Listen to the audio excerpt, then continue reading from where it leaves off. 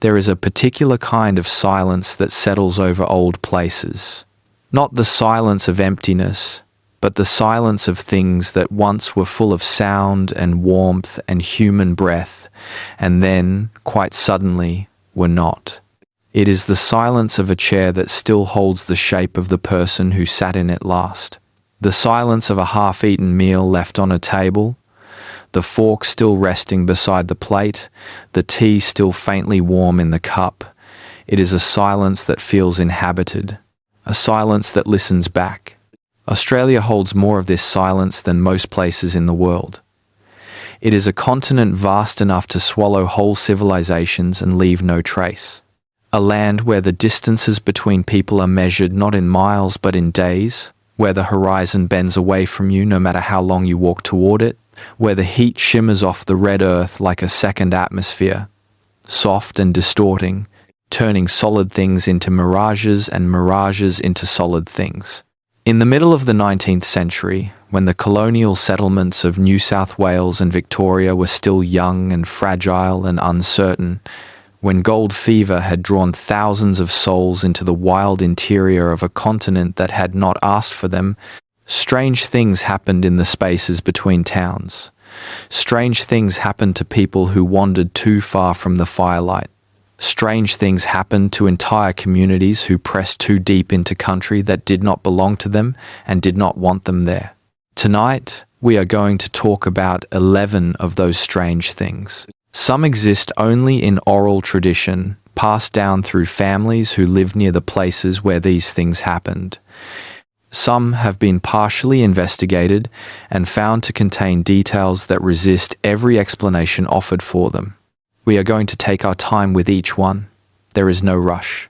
The night is long, and these stories deserve to be told slowly, the way they were first told, in low voices around fires that burned small against enormous darkness.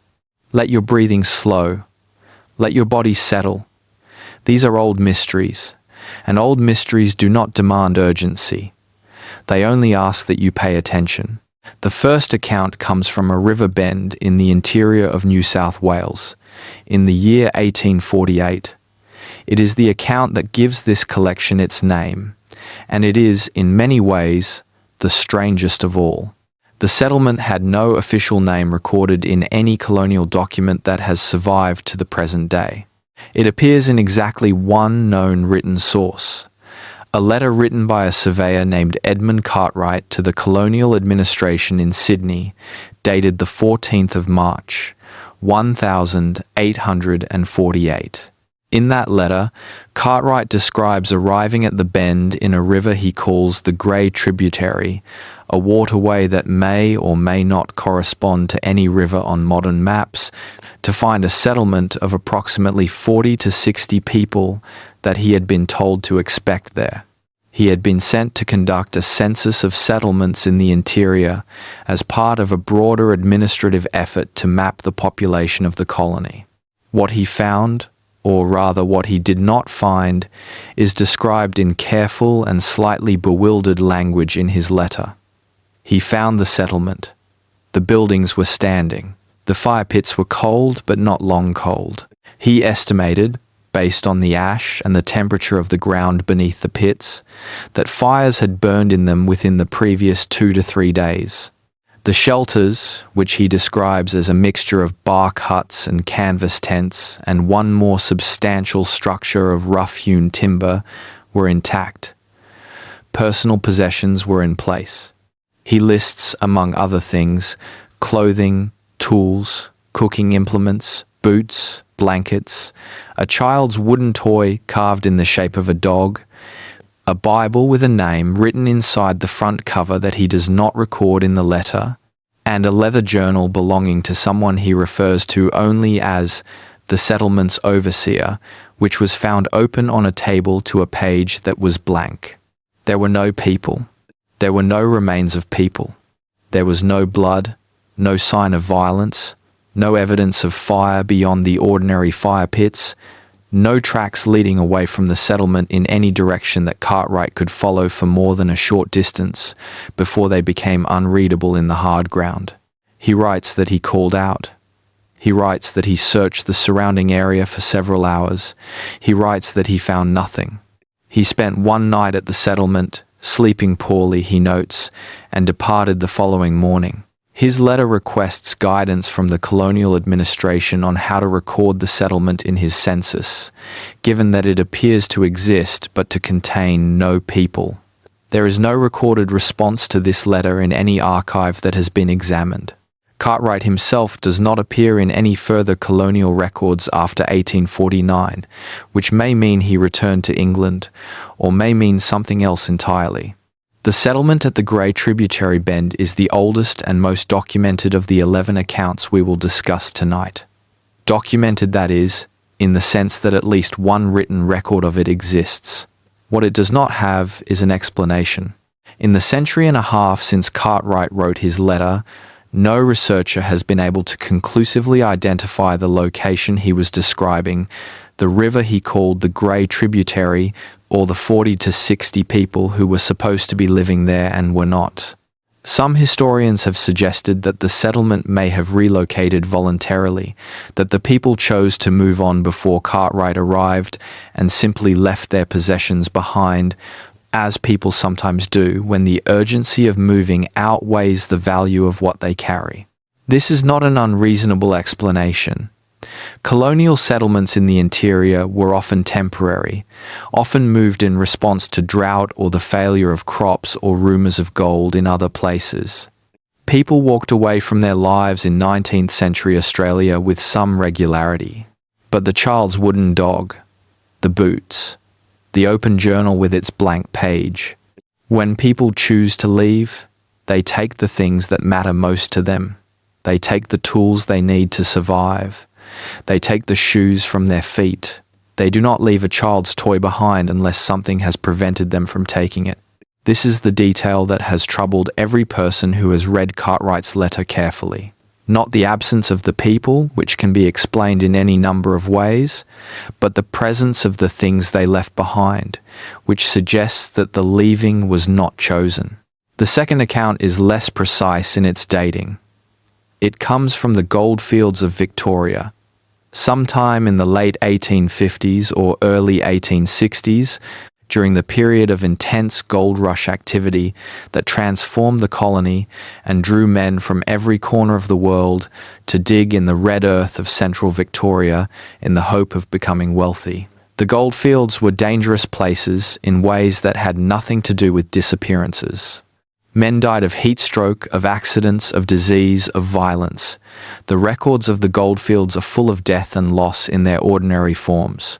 But there is an account preserved in the memoirs of a woman named Agnes Hartley who lived in the town of Ballarat during this period and wrote about her experiences in old age of a mining camp called Sovereign Flat that was fully operational in the spring of one year and completely empty by the following autumn, with no record of the miners who had worked it ever arriving in Ballarat or any other town. Agnes Hartley was not a miner. She was the wife of a merchant who supplied goods to the goldfields, and she accompanied her husband on several of his supply runs into the diggings. She described Sovereign Flat in her memoirs as a substantial camp, not one of the makeshift temporary operations that appeared and disappeared with the gold, but a properly established camp with a cookhouse and a store tent and roughly 30 permanent residents who had been working the same claim for several seasons. She mentions stopping at Sovereign Flat twice in successive years, the first time finding it busy and the second time finding it empty. Her description of the empty camp is brief. She writes that the cookhouse fire was out.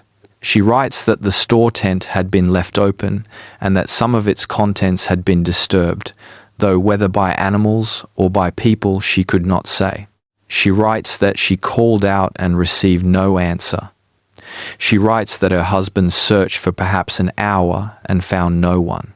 What makes Agnes Hartley's account interesting, beyond its basic strangeness, is a detail she mentions almost in passing, as though it does not quite fit the orderly narrative she is constructing. She writes that in the largest of the camp's sleeping tents, she found a number of men's boots arranged in a neat row, as though placed there deliberately, as though someone had taken them off before going somewhere they did not intend to go barefoot. Boots again. This detail, so small and so specific, echoes across time from Edmund Cartwright's letter, written a decade earlier in a different part of the continent. Two separate sources, two separate disappearances, the same small, inexplicable detail. People who were supposed to be there were not. Their boots were. There are several possible explanations for why people might leave their boots behind. In the heat of an Australian summer, boots can be a burden rather than a comfort, and men working claims sometimes went barefoot in the diggings. People sometimes removed their boots before entering a tent to sleep, but arranged in a row, set out neatly, as though placed rather than simply removed. Agnes Hartley does not dwell on this detail. She moves on quickly in her memoirs to other subjects, other journeys. But she does write, near the end of the relevant passage, that she did not like the feeling of the empty camp. She writes that it felt like a place that was holding its breath. That phrase has stayed with every person who has read her account. A place that was holding its breath, as though the camp itself was waiting for something, as though the emptiness was temporary, and the people might return at any moment, and they had simply stepped just out of sight. They did not return. No record has been found of the men of Sovereign Flat arriving anywhere. No letters home, no claims filed in other locations, no deaths recorded in any register that historians have been able to connect to the camp. They left their boots in a row and disappeared into an Australian autumn and were not seen again.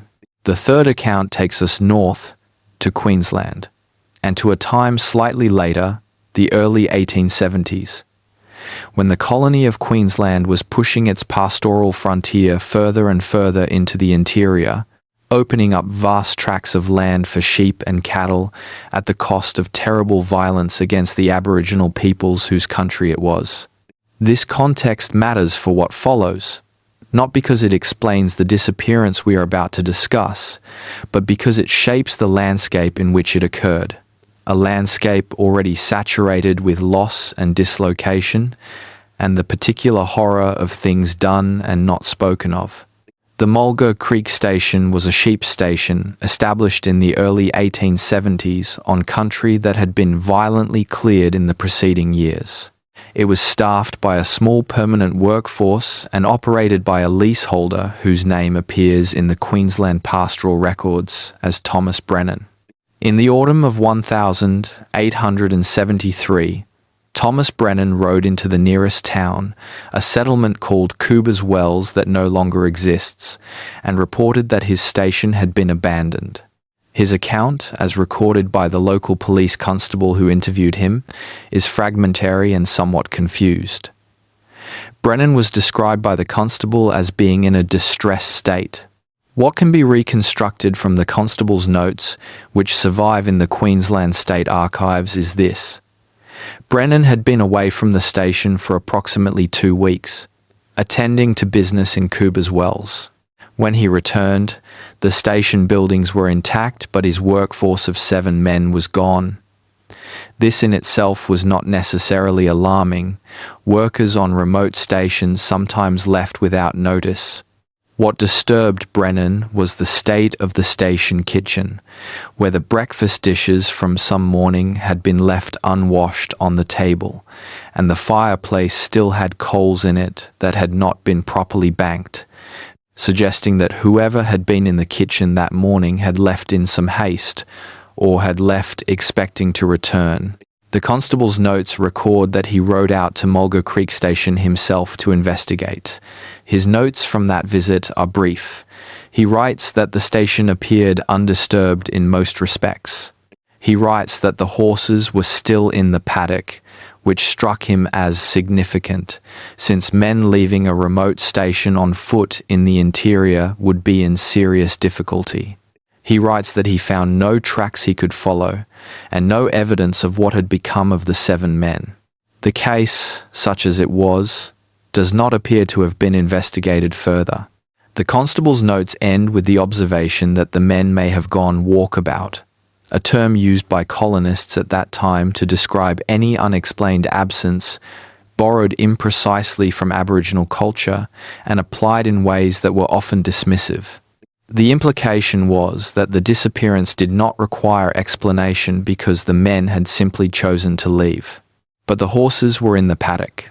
7 men on foot in the Queensland interior in 1873 were not men who had chosen to leave. They were men in serious trouble, or men who had been taken somewhere involuntarily, or men who had ceased to exist in whatever way a person can cease to exist and leave no trace. Thomas Brennan does not appear to have returned to Mulga Creek Station.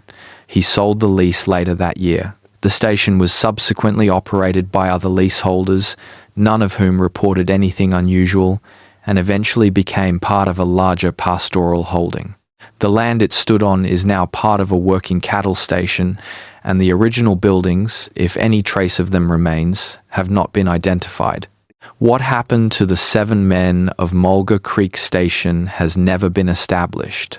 They did not arrive in Cooper's Wells or any other town. They did not write letters home, or if they did, those letters did not survive.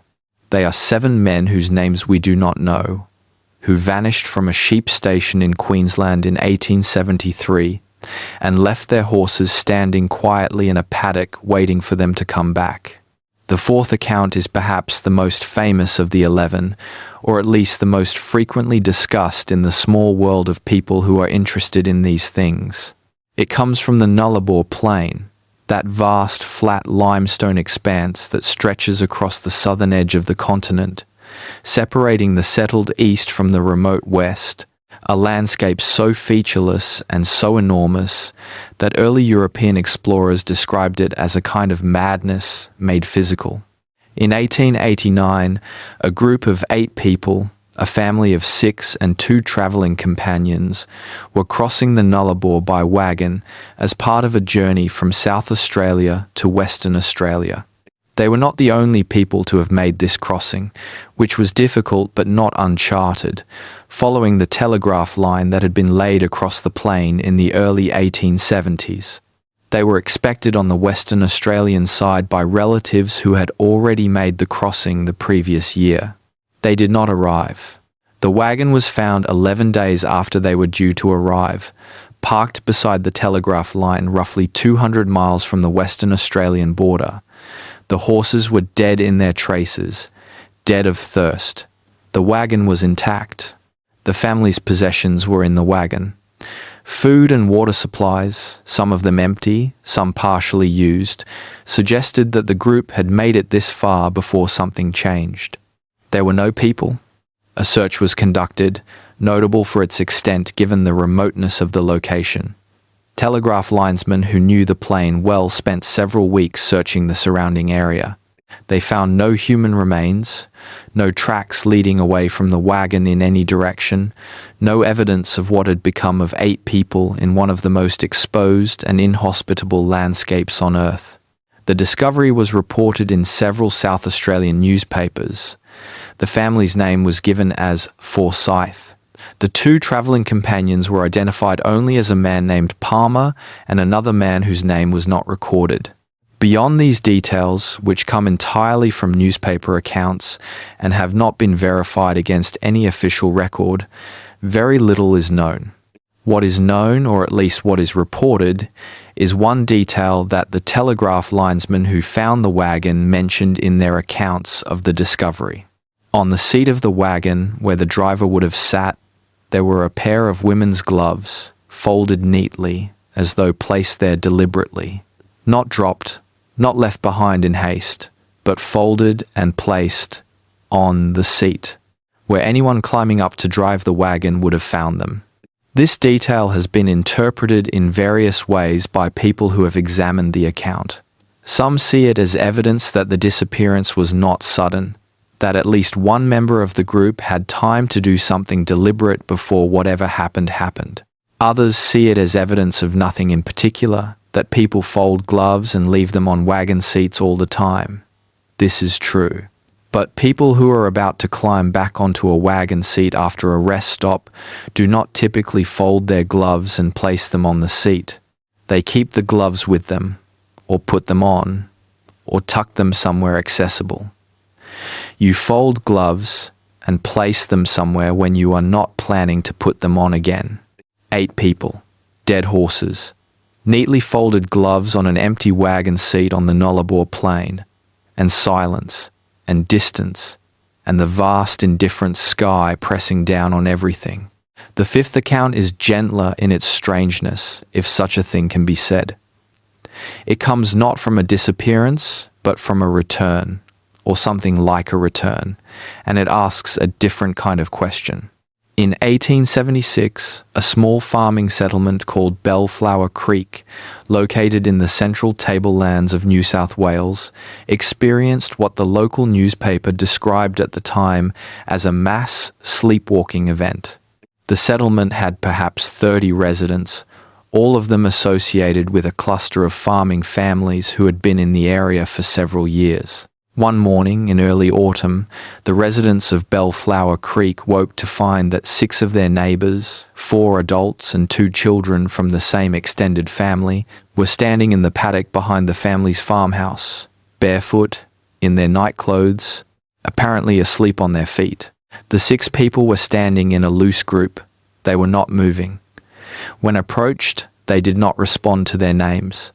When touched, they did not wake. Their eyes were open but unfocused, seeing something that those around them could not see, or seeing nothing at all. They stood in the paddock for approximately 4 hours. Then, as the sun reached its midday height, all 6 of them blinked and looked around and were confused by where they were. None of them had any memory of leaving their beds. None of them could explain why they were standing in the paddock. The 2 children were frightened by what they had done without knowing they were doing it. The adults were embarrassed and unsettled. This might seem like a far less dramatic event than a complete disappearance. No one was gone. No boots were left behind. No wagons were found in the desert. But what happened in the following weeks at Bellflower Creek is what elevates this account into the category of strange. The family never spoke to their neighbours about what they had seen while they were standing in the paddock. This was not unusual.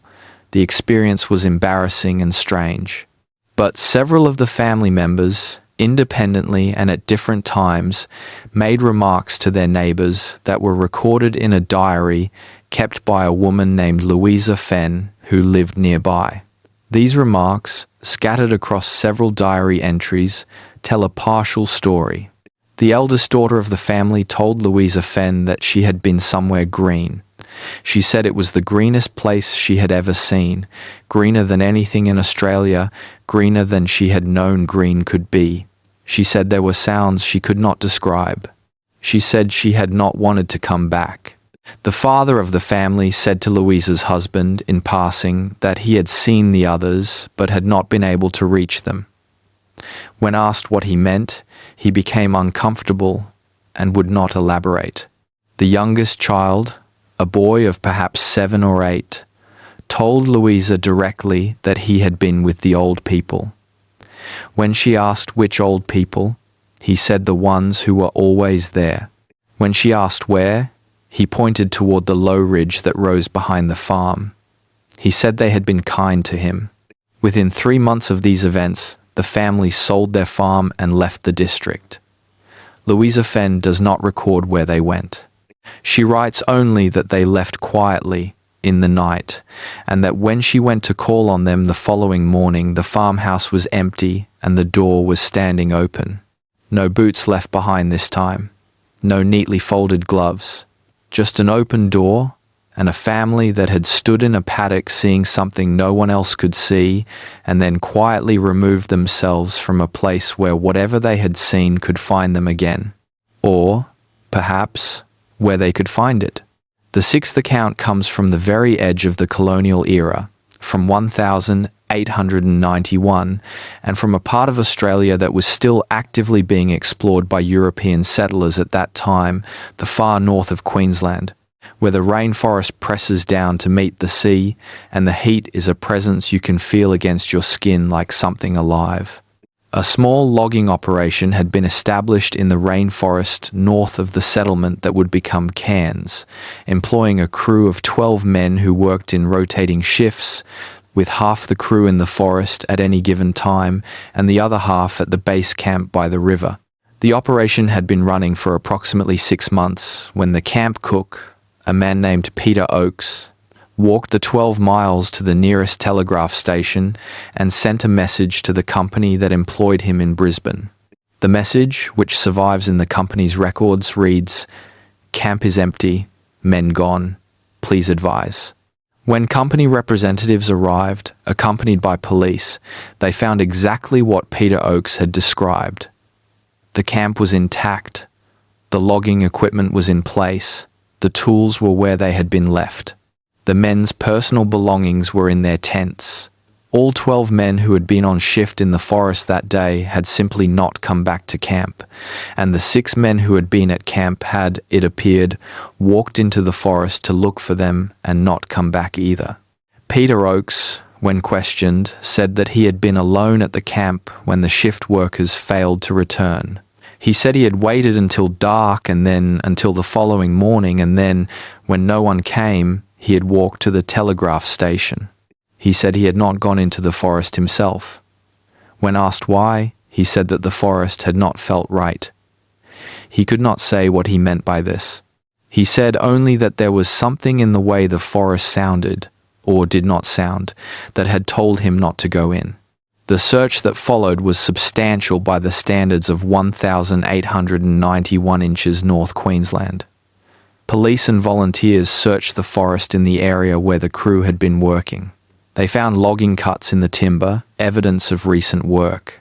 They found a billy cart, one of the small trolleys used to carry equipment, abandoned mid-track with a load of timber still on it.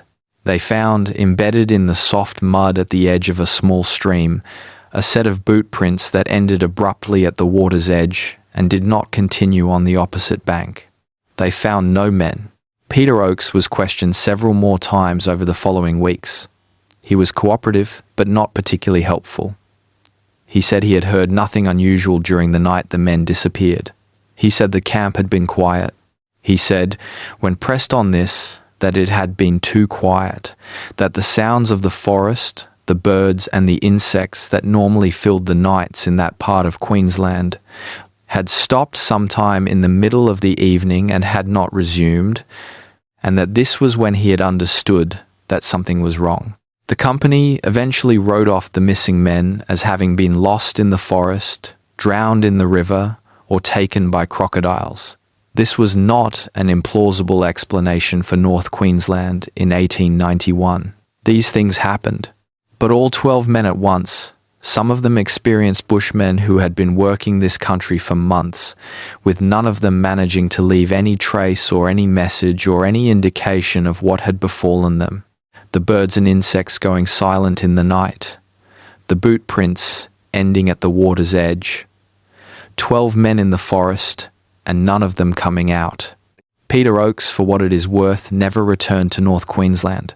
He was employed by the company in Brisbane for several more years and is listed in city records until 1903, after which he disappears from the record in the ordinary way that people of that era often do. He never, as far as anyone knows, spoke publicly about what happened at the logging camp. He did not write a memoir. He did not give interviews to newspapers. He simply went on with his life as best he could and presumably took whatever he knew or suspected to wherever he went after 1903. The seventh account is different from the others in that it is not precisely a disappearance. It is, instead, an appearance, and perhaps that makes it stranger. In 1883, the residents of a small pastoral settlement in the Riverina district of New South Wales, a settlement called Wethersfield that no longer exists, woke one morning to find a woman sitting on the fence at the edge of town. She was wearing clothes that were wrong for the season, a heavy dress suited to cold weather in what was then midsummer. She was not injured. She was not distressed. She appeared to be waiting for something. When the residents of Wethersfield approached her, she spoke to them politely and clearly, but what she said confused them. She gave her name as Margaret. She said she was from the settlement at Barker's Creek. When the residents told her that Barker's Creek was some 30 miles away, she seemed unsurprised but uncertain, as though this information was not quite what she had expected, but was not entirely wrong either. She ate the food they offered her. She drank the water. She sat in the shade of the general store and answered questions patiently. But her answers did not fit together in ways the residents could understand. She described Barker's Creek as a larger place than it was, with buildings and people and a church that the residents, some of whom had been to Barker's Creek, did not recognize from her description. She spoke of people at Barker's Creek by name, and none of the names were familiar. She was asked when she had left Barker's Creek. She said that morning. She was asked how she had traveled 30 miles in what appeared to be a few hours. She said she had walked. She said the walk had not seemed very long. Attempts were made to verify her story. A rider was sent to Barker's Creek. He returned several days later with the information that there was no one named Margaret living there, and no record of anyone of her description having lived there. The buildings and the church she had described did not exist at Barker's Creek. Margaret remained in Wethersfield for 6 days. She helped with domestic work. She was pleasant company, according to the accounts that survive, though she sometimes said things that made the residents uncomfortable without their being able to say exactly why. One resident wrote in a letter that she had the quality of someone who was remembering a place rather than inhabiting it, as though Wethersfield were a description of a town she had heard about rather than a real place she was standing in. On the 7th day, she was gone. No one had seen her leave. Her room showed no sign of departure. Her few possessions, borrowed clothes, and a comb that had been lent to her were on the table. A rider was sent to Barker's Creek again, in case she had returned to wherever she had come from. No one at Barker's Creek had seen her. No trace of Margaret was found before or after her 6 days in Wethersfield. Her origins were never established. Where she went remains unknown. She appeared out of 30 miles of open country on a summer morning wearing winter clothes, waited for 6 days, and then vanished as cleanly as the others had vanished. What she was waiting for, if she was waiting for anything, no one ever found out. The 8th account returns us to the goldfields, though later than the Sovereign Flat account, to the early 1890s, when the gold rush had largely moved west into Western Australia and the Victorian fields had settled into a more industrialised kind of mining, less feverish and desperate than the early days, more organised and less prone to the sudden explosive changes that had defined the rush period. The Yallumby No. 4 shaft was a working mine about 15 miles outside of the town of Castlemaine in central Victoria. It employed a rotating crew of 18 miners working in 3 shifts. In the winter of 1892, the day shift of 6 men descended into the shaft at 7 in the morning and did not come back up. This was not, in itself, an unusual situation. Mining accidents were common and often fatal. When the men did not return to the surface at their expected time, the mine supervisor sent the second shift down to investigate. The second shift came back up within 20 minutes. They reported that they had reached the level where the day shift had been working and found it empty. The equipment was in place. The candles the miners carried were still burning, having been recently lit. The tools were where they should be. There was recent evidence of work, fresh cuts in the rock face. The 6 men were simply not there. A more extensive search of the mine was conducted over the following days. Every tunnel, every shaft, every accessible part of the workings was examined. No bodies were found. No evidence of collapse or gas or any other mining accident was found. No trace of 6 men who had descended into the earth at 7 in the morning and had not come back up. The investigation that followed was the most formal of any described in these accounts. Victoria in 1892 had functioning institutions, newspapers, insurance companies with financial interests in understanding what had happened, and a union movement that demanded answers on behalf of the missing men's families. The investigation produced no explanation. The mine was examined by a government inspector who found nothing that could account for the disappearance. The families of the 6 men received compensation from the mine's owners, who accepted liability in the absence of any other conclusion to draw. The mine was closed shortly afterward, not because of the disappearance specifically, but because the seam it had been working was nearing exhaustion. One detail from the investigation has stayed with people who have read the inspector's report, which is preserved in the Public Records Office of Victoria. In describing the working level where the men had been, the inspector notes that one of the burning candles had been placed upright on a rock shelf, not in a holder or mounted on a helmet, but simply balanced on the rock, in a position that would have been deliberate, the kind of thing you did when you wanted to leave a light for someone coming after you. Someone had placed a candle on a rock shelf before whatever happened to them happened. Someone had taken a moment, in whatever their last moments in that mine were, to leave a light. For whom? For something that was coming after them, or for something they hoped was coming to find them? Was it a signal, or an offering, or simply the automatic gesture of a man who had spent his working life underground and knew that you never left anyone in the dark? 6 men went down into the earth and did not come back up, and one of them left a candle burning on a rock shelf, and no one has ever been able to say why. The 9th account is the shortest of the 11, not because less happened, but because less was recorded. It comes from a tiny settlement on the western coast of South Australia, a fishing community of perhaps 15 people who had established themselves at a sheltered cove sometime in the 1880s, outside the official record, which is to say that the settlement had no legal standing, no land grant, no formal recognition from the colonial administration, and consequently very little paper trail. What we know about it comes from a single source, a man named Jack Calloway, who was a coastal trader and who stopped at the settlement twice a year to exchange goods. His account of finding the settlement empty in the spring of 1895 was given verbally to a customs official in Port Augusta and recorded in that official's logbook, where it was found by a researcher in the 1970s. Calloway said that he had been trading with the settlement for several years and that it had always been a quiet, ordinary place. 15 or so people who fished and grew a few vegetables and wanted very little from the outside world. On his spring visit in 1895, he found the settlement empty. He does not dwell on this in his account. He says simply that no one was there, that the place looked like they had just stepped out, and that he offloaded the goods they had ordered on his previous visit and left a note saying he had been there. He says he did not feel comfortable staying. The customs official asked him if he had informed the police.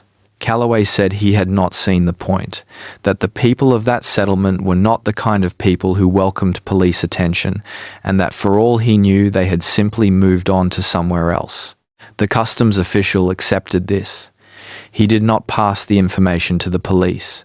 He recorded it in his logbook and apparently thought nothing more of it.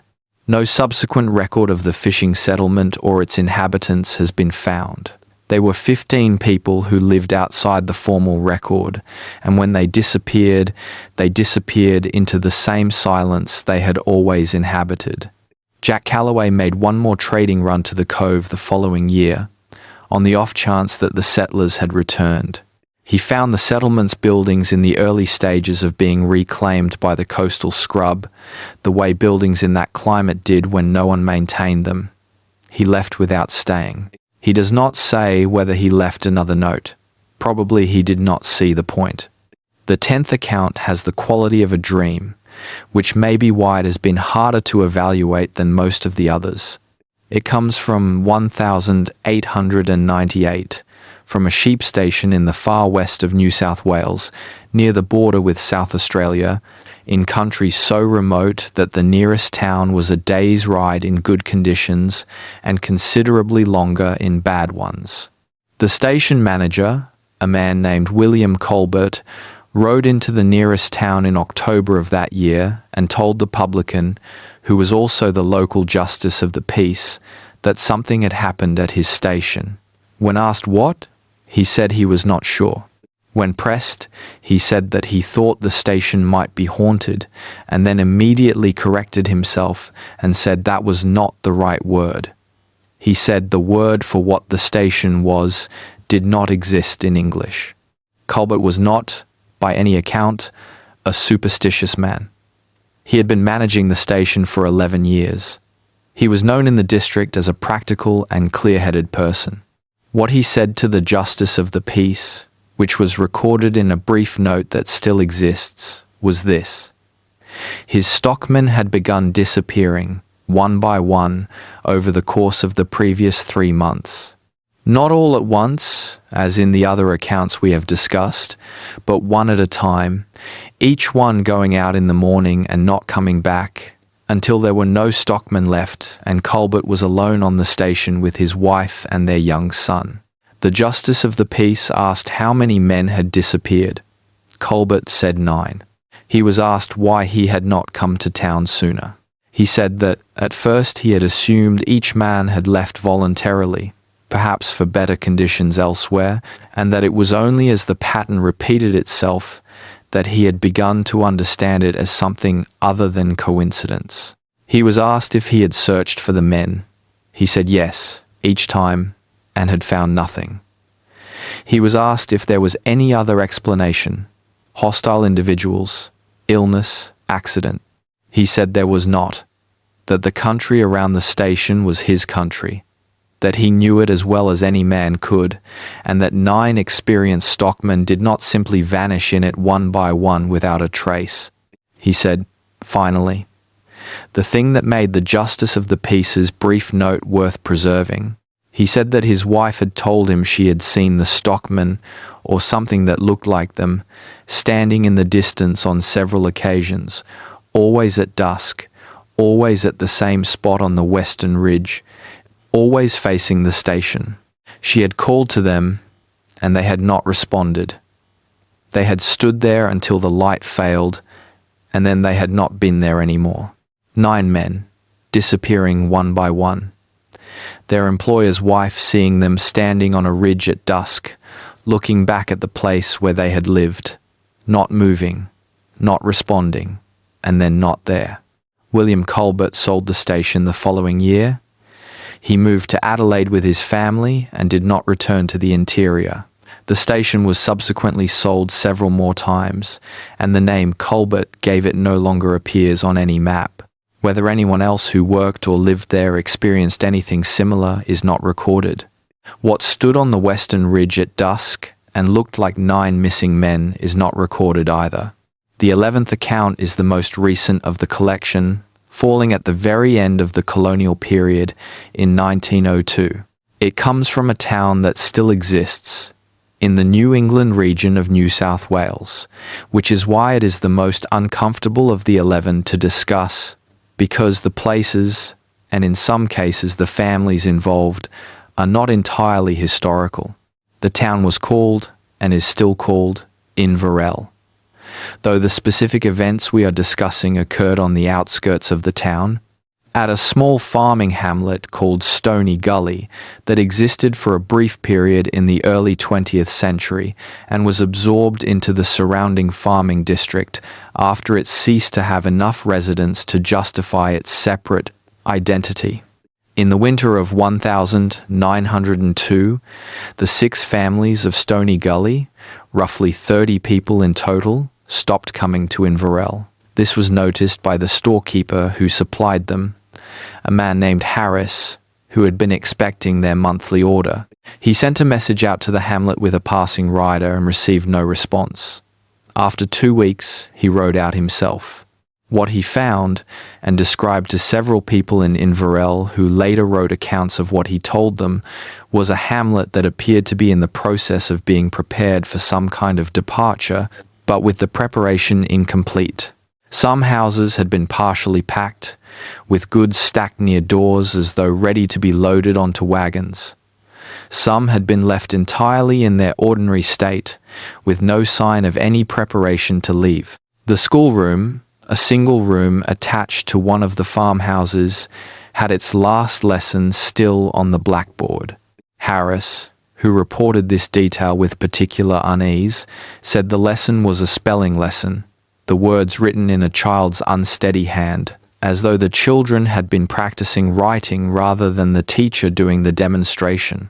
The words, as he reported them to his listeners, were not words he recognized as English, though he acknowledged that his reading was not strong.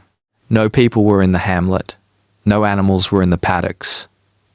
3 wagons were in the hamlet's small yard, not loaded, not hitched. If the families had left, they had left on foot, leaving behind the wagons they would have needed for any significant journey, and taking with them the animals they would have needed to ride or to load those wagons. Harris went back to Inverell and reported what he had found. A small group of townspeople rode back out with him the following day. They found the hamlet as he had described it. The words on the blackboard had been erased, though no one had been in the hamlet between Harris's first visit and the group's return, and there was no wind that night that might have disturbed the chalk. The lesson, whatever it had said, was gone. The families of Stony Gully were never accounted for. Several investigators over the following years attempted to trace them through records of births, deaths, marriages, and property transfers.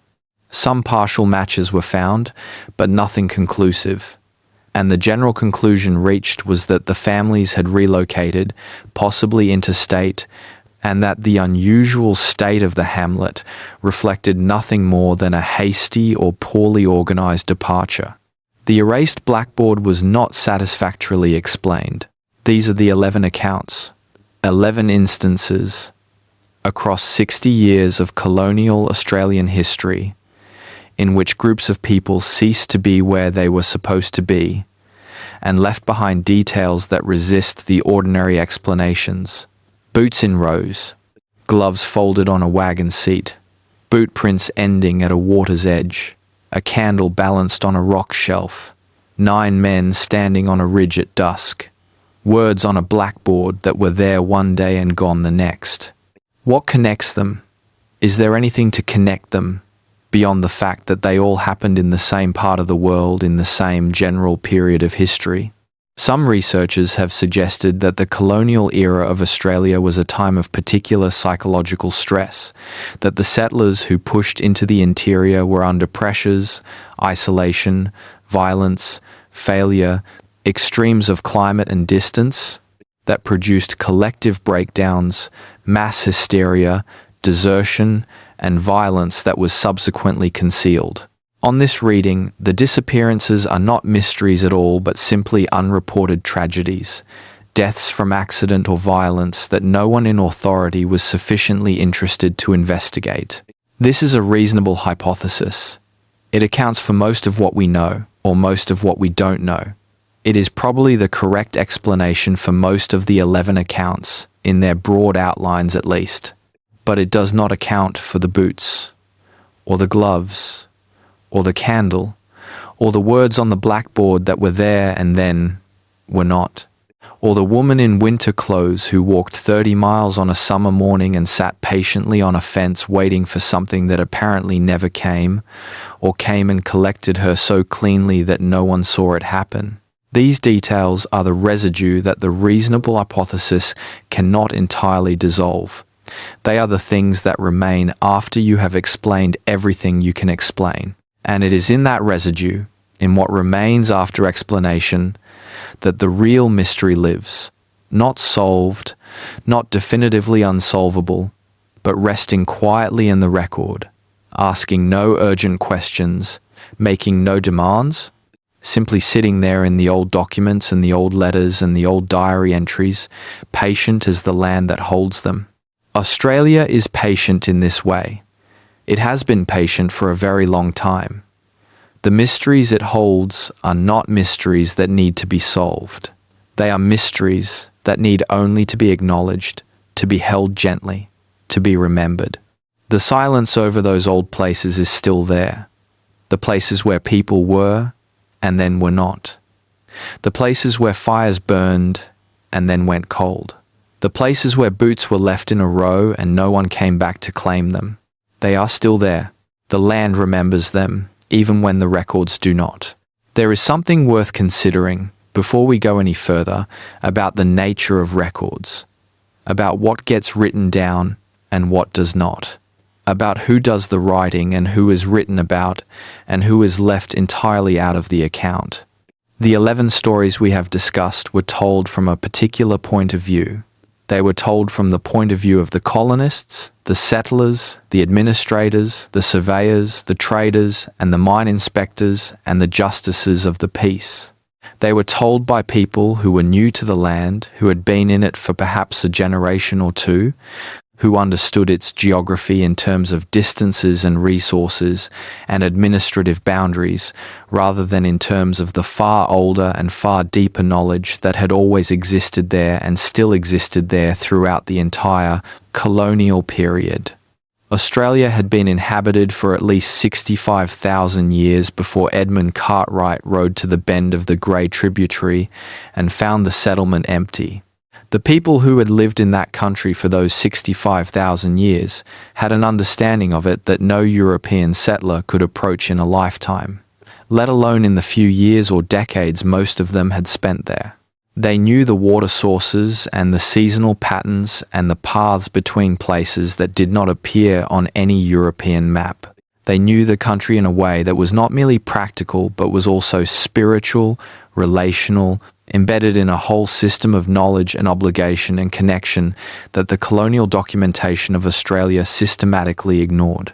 This matters because some of the disappearances we have discussed, and the strange details surrounding them, become slightly less inexplicable when considered in the context of this older understanding of the land.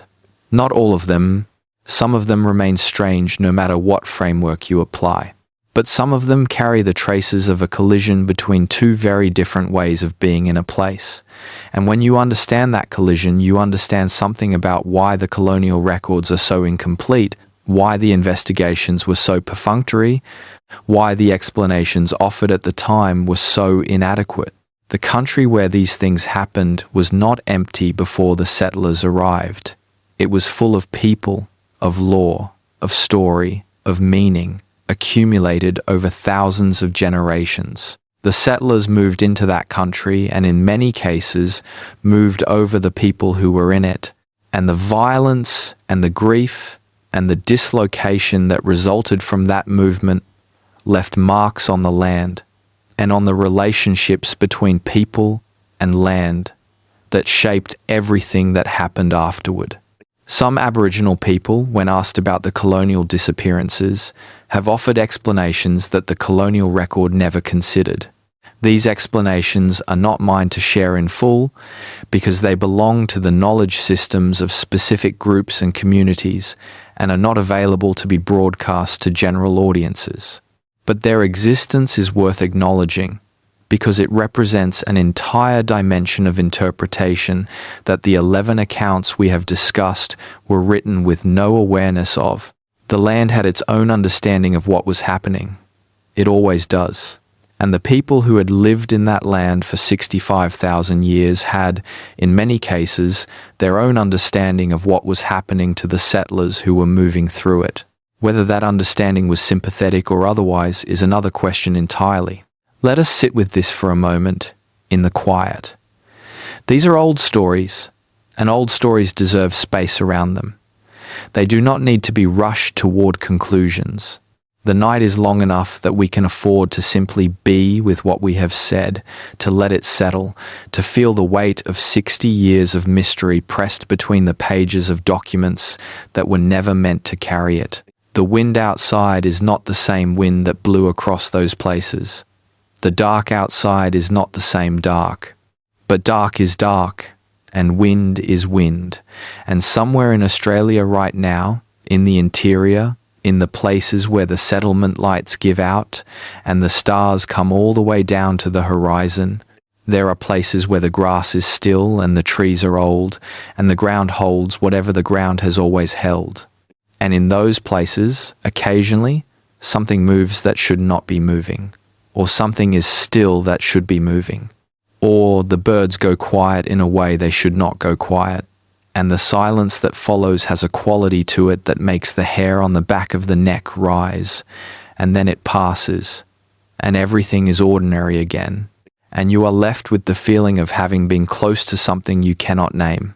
The 12 accounts we are about to discuss, because there are 12 more beyond the 11 we have already considered, come from the period after Federation, from the early 20th century, from a time when Australia had become a nation and the colonial era was giving way to something new.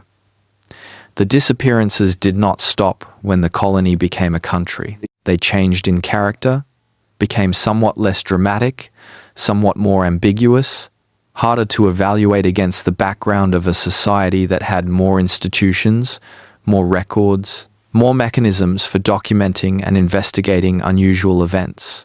But they did not stop. The 12th account, the first of the second series, comes from 1907 and from the Northern Territory, which was at that time a sparsely settled and largely uncharted region administered by the Commonwealth government with minimal resources and even more minimal attention. It concerns a prospecting party of 4 men who had gone into the country north of Alice Springs looking for gold or other minerals, and who did not return to the supply depot they had arranged to resupply from. This was not, in itself, unusual. Prospectors went missing in the territory regularly. The country was genuinely dangerous, genuinely remote, genuinely capable of killing unprepared or unlucky men. When the 4 men failed to return, a brief search was organized and equally briefly abandoned when no trace was found. What makes this account belong in the present collection is a detail that emerged some months later, when a stockman working country about 60 miles from where the prospectors had last been seen found a camp that he identified as theirs, based on equipment with their names scratched into it. The camp was intact. The prospectors' notes and samples were there. Their food supplies, substantially depleted, were there. And their boots were there. All 4 pairs placed neatly together near the remains of their campfire. It is at this point, if you have been paying attention to these stories, that a particular feeling begins to develop. Not quite dread, because dread implies a clear object. Something more diffuse than that. The feeling that there is a pattern here that you are seeing from too close to make out its full shape. The feeling of something repeated in a register that should not admit repetition. 4 pairs of boots, near the campfire. Not dropped, not discarded, but placed. The stockman who found the camp reported it to the nearest station, and it was eventually reported to the Territory Administration, which noted it and filed it and moved on. No further investigation was conducted. The prospectors' equipment was collected and eventually sold to cover debts they had left behind. Their families were notified. Where the 4 men went, after they placed their boots near their campfire on what must have been their last night at that camp, is not known. The 13th account moves us to Western Australia, to the goldfields around Kalgoorlie, which were at the height of their activity in the early 20th century. Unlike the Victorian goldfields of half a century earlier, the Kalgoorlie fields were highly industrialized operations, with substantial towns, regular transport links, telegraph communications, and all the infrastructure of a functioning regional economy. Men who disappeared from the Kalgoorlie goldfields were more likely to be documented and followed up on than men who disappeared from the Victorian diggings in the 1850s. Which is why the case of the Hannans North camp in 1911 is interesting. The Hannans North was a smaller operation on the edge of the main goldfield district, and in the autumn of that year, a shift of 9 men clocked in to begin their working day and did not clock out. This was a significant event in a way that similar events in earlier decades had not been, because the Kalgoorlie operations ran on timesheets and employment records and union oversight, and 9 men failing to clock out was the kind of thing that could not be quietly set aside. The investigation that followed was substantial and documented. Police, mine inspectors, union representatives, and the mine's management all participated. The mine workings were searched thoroughly. No bodies were found, no evidence of accident, no explanation for the 9 missing men. The timesheet for that day still exists in the Western Australian State Records Office. It shows 9 men clocking in at 7 in the morning. It shows no subsequent entries. After their names, for all 9 of them, there is simply nothing, a row of empty boxes that were supposed to be filled in and were not, sitting in the record like 9 small silences, the administrative expression of something that had no administrative category. 9 men. Again 9. The number keeps returning through these accounts in a way that may be coincidence and may not be. The 9 stockmen of Culbert's Station, standing on the western ridge at dusk. The 9 men of the Hannon's North Shift. The 9 men of the Mulga Creek Station. There may be nothing to this repetition. Numbers repeat in human affairs without meaning anything. But the weight of it accumulates across the reading of these accounts, each 9 echoing the previous ones, until the number begins to feel less like coincidence and more like something that the stories are trying to say. The 14th account takes us further west, to the coastal settlements south of Perth that were still being consolidated in the early years of the 20th century. Small farming communities in Jarrah Forest country that had the quality, even by Australian standards, of profound remoteness, the trees so tall and close that they blocked the sky and created their own weather and muffled sound in ways that made people feel more alone than the actual distances warranted. A farming family named Carmody had established themselves in this country in 1903, a husband and wife and their 4 children, on a selection near a creek that no longer appears on any modern map by the name they gave it. In 1912, the postmaster of the nearest town, a settlement called Jarradale that does exist and still exists, became concerned that the Carmody family had not collected their mail in several months. A neighbour who farmed several miles from the Carmodys agreed to ride over and check on them. What he found has been described in 2 surviving accounts. A letter the neighbour wrote to the postmaster and an interview the neighbour gave to a local newspaper several years later. The farmhouse was standing. The farm was in good condition.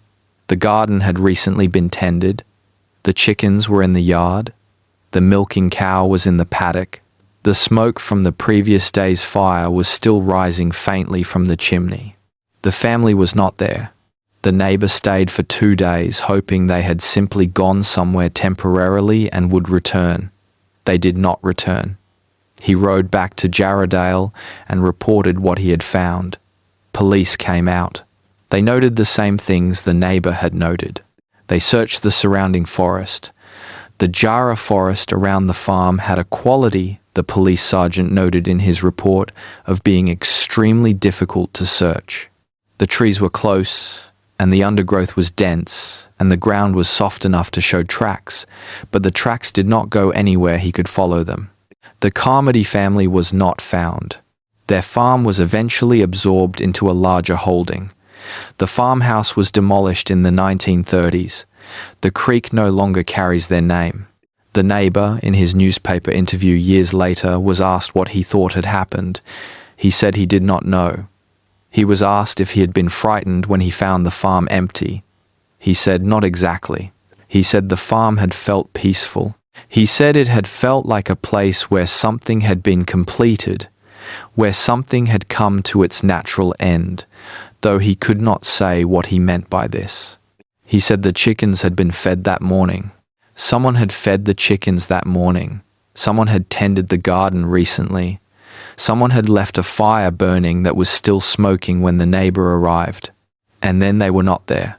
The 15th account is the most widely distributed of the second series, having appeared in several books on Australian mysteries and unexplained events, though usually in a much abbreviated form that strips out the details that make it strange. It concerns a school in the far west of New South Wales, in a town called Moree, in 1919. The school itself was not unusual.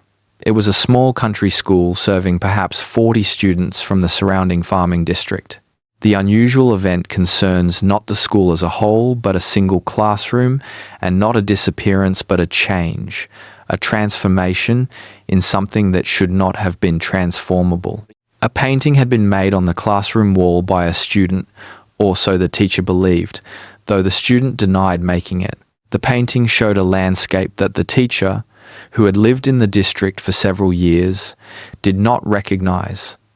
A landscape of extraordinary green, with hills and water and what appeared to be buildings of a kind she could not quite identify, their architecture not corresponding to anything she had seen or could name. The teacher considered having the painting removed, but something about it made her hesitate. She noted in her diary, which is the source of this account, that the painting was remarkably well executed for what she assumed to be a child's work, with a quality of depth and light that she found difficult to explain in terms of the materials apparently used, which appeared to be ordinary chalk. She asked the students about it.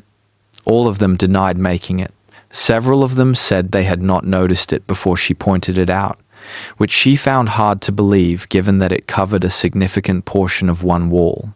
The painting was there on a Monday morning and gone by the following Thursday without having been deliberately removed. The chalk was gone. The wall was clean. Not cleaned, the teacher noted, but clean, as though the painting had never been there. 3 of the students in that classroom, independently and apparently without consulting each other, told their parents about the painting in the days after it appeared. Their descriptions of it, as recorded in the teacher's diary, were identical. Green hills, water, strange buildings. And one detail that no one had mentioned to the teacher that she found in the student accounts without having prompted it. In the painting, there were people. Small figures on the hills, barely visible, that the students had noticed and the teacher had not. They were not doing anything. They were simply standing there. The painting was gone by Thursday. The teacher left the district at the end of the school year and does not appear in any further local record. The students grew up and became farmers and tradespeople and eventually were absorbed into the ordinary flow of time. Whatever they saw in the painting on that wall, and whatever the painting was showing them, went with them into the rest of their lives. We are now at the midpoint of these accounts, and this seems like a natural place to rest. Not to sleep, necessarily, though sleep is welcome if it comes, but to rest.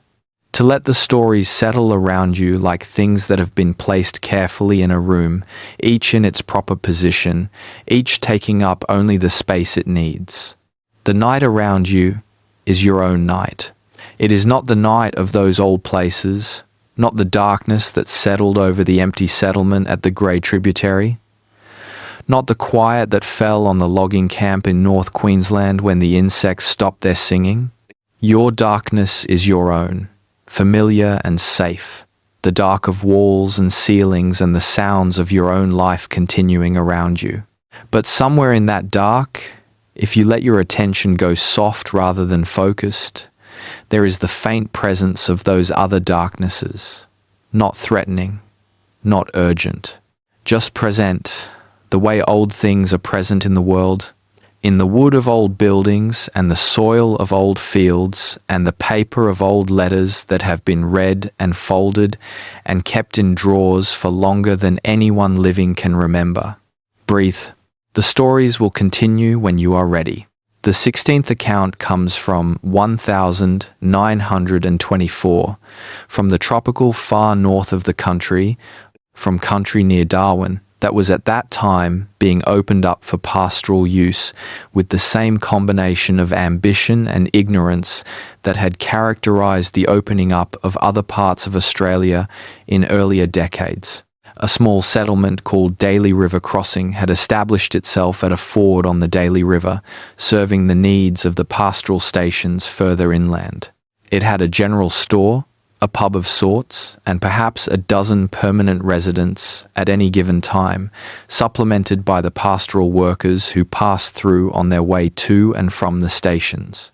In the wet season of 1924, the wet season being the time when the north is largely cut off from itself by the seasonal rains and flooding, the supply boat that served Daly River Crossing arrived at its usual time to find no one waiting for it. The boat's captain, a man named Ted Harrington, went ashore. He found the settlement intact. The store had stock in it. The pub had bottles behind the bar.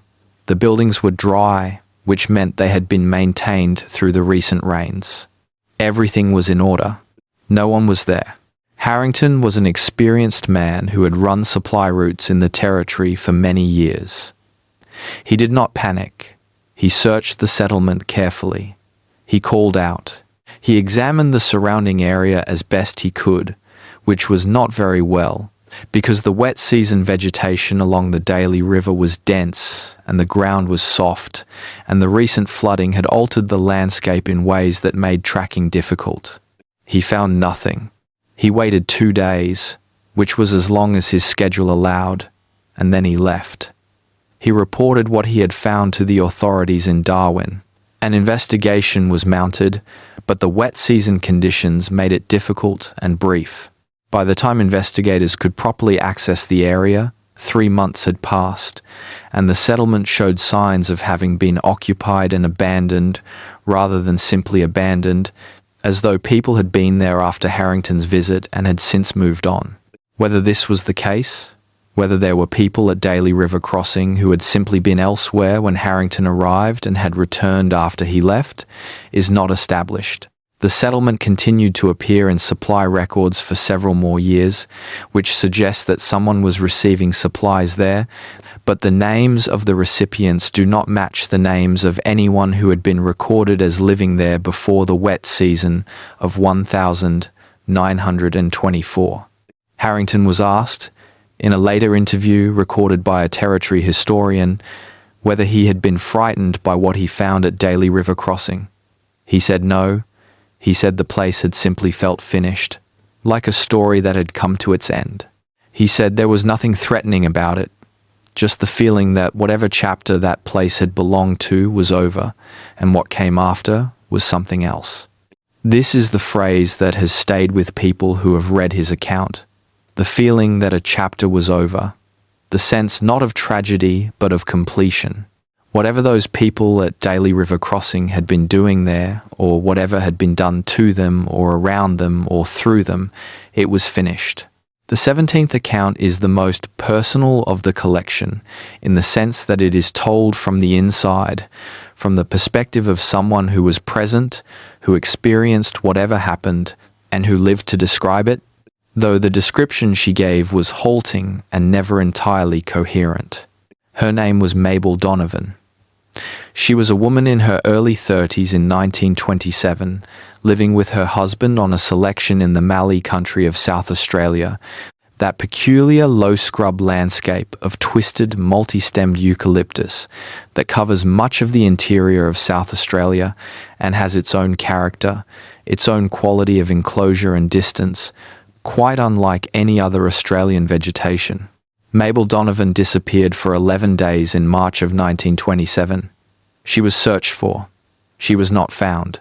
Her husband, who had been away from the property when she disappeared, returned to find her gone and organized a search that involved his neighbors and eventually the police.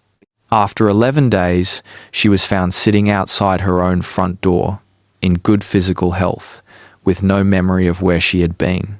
This would be a straightforward account of a woman who had wandered in the bush and been fortunate enough to survive, were it not for several details that complicated it.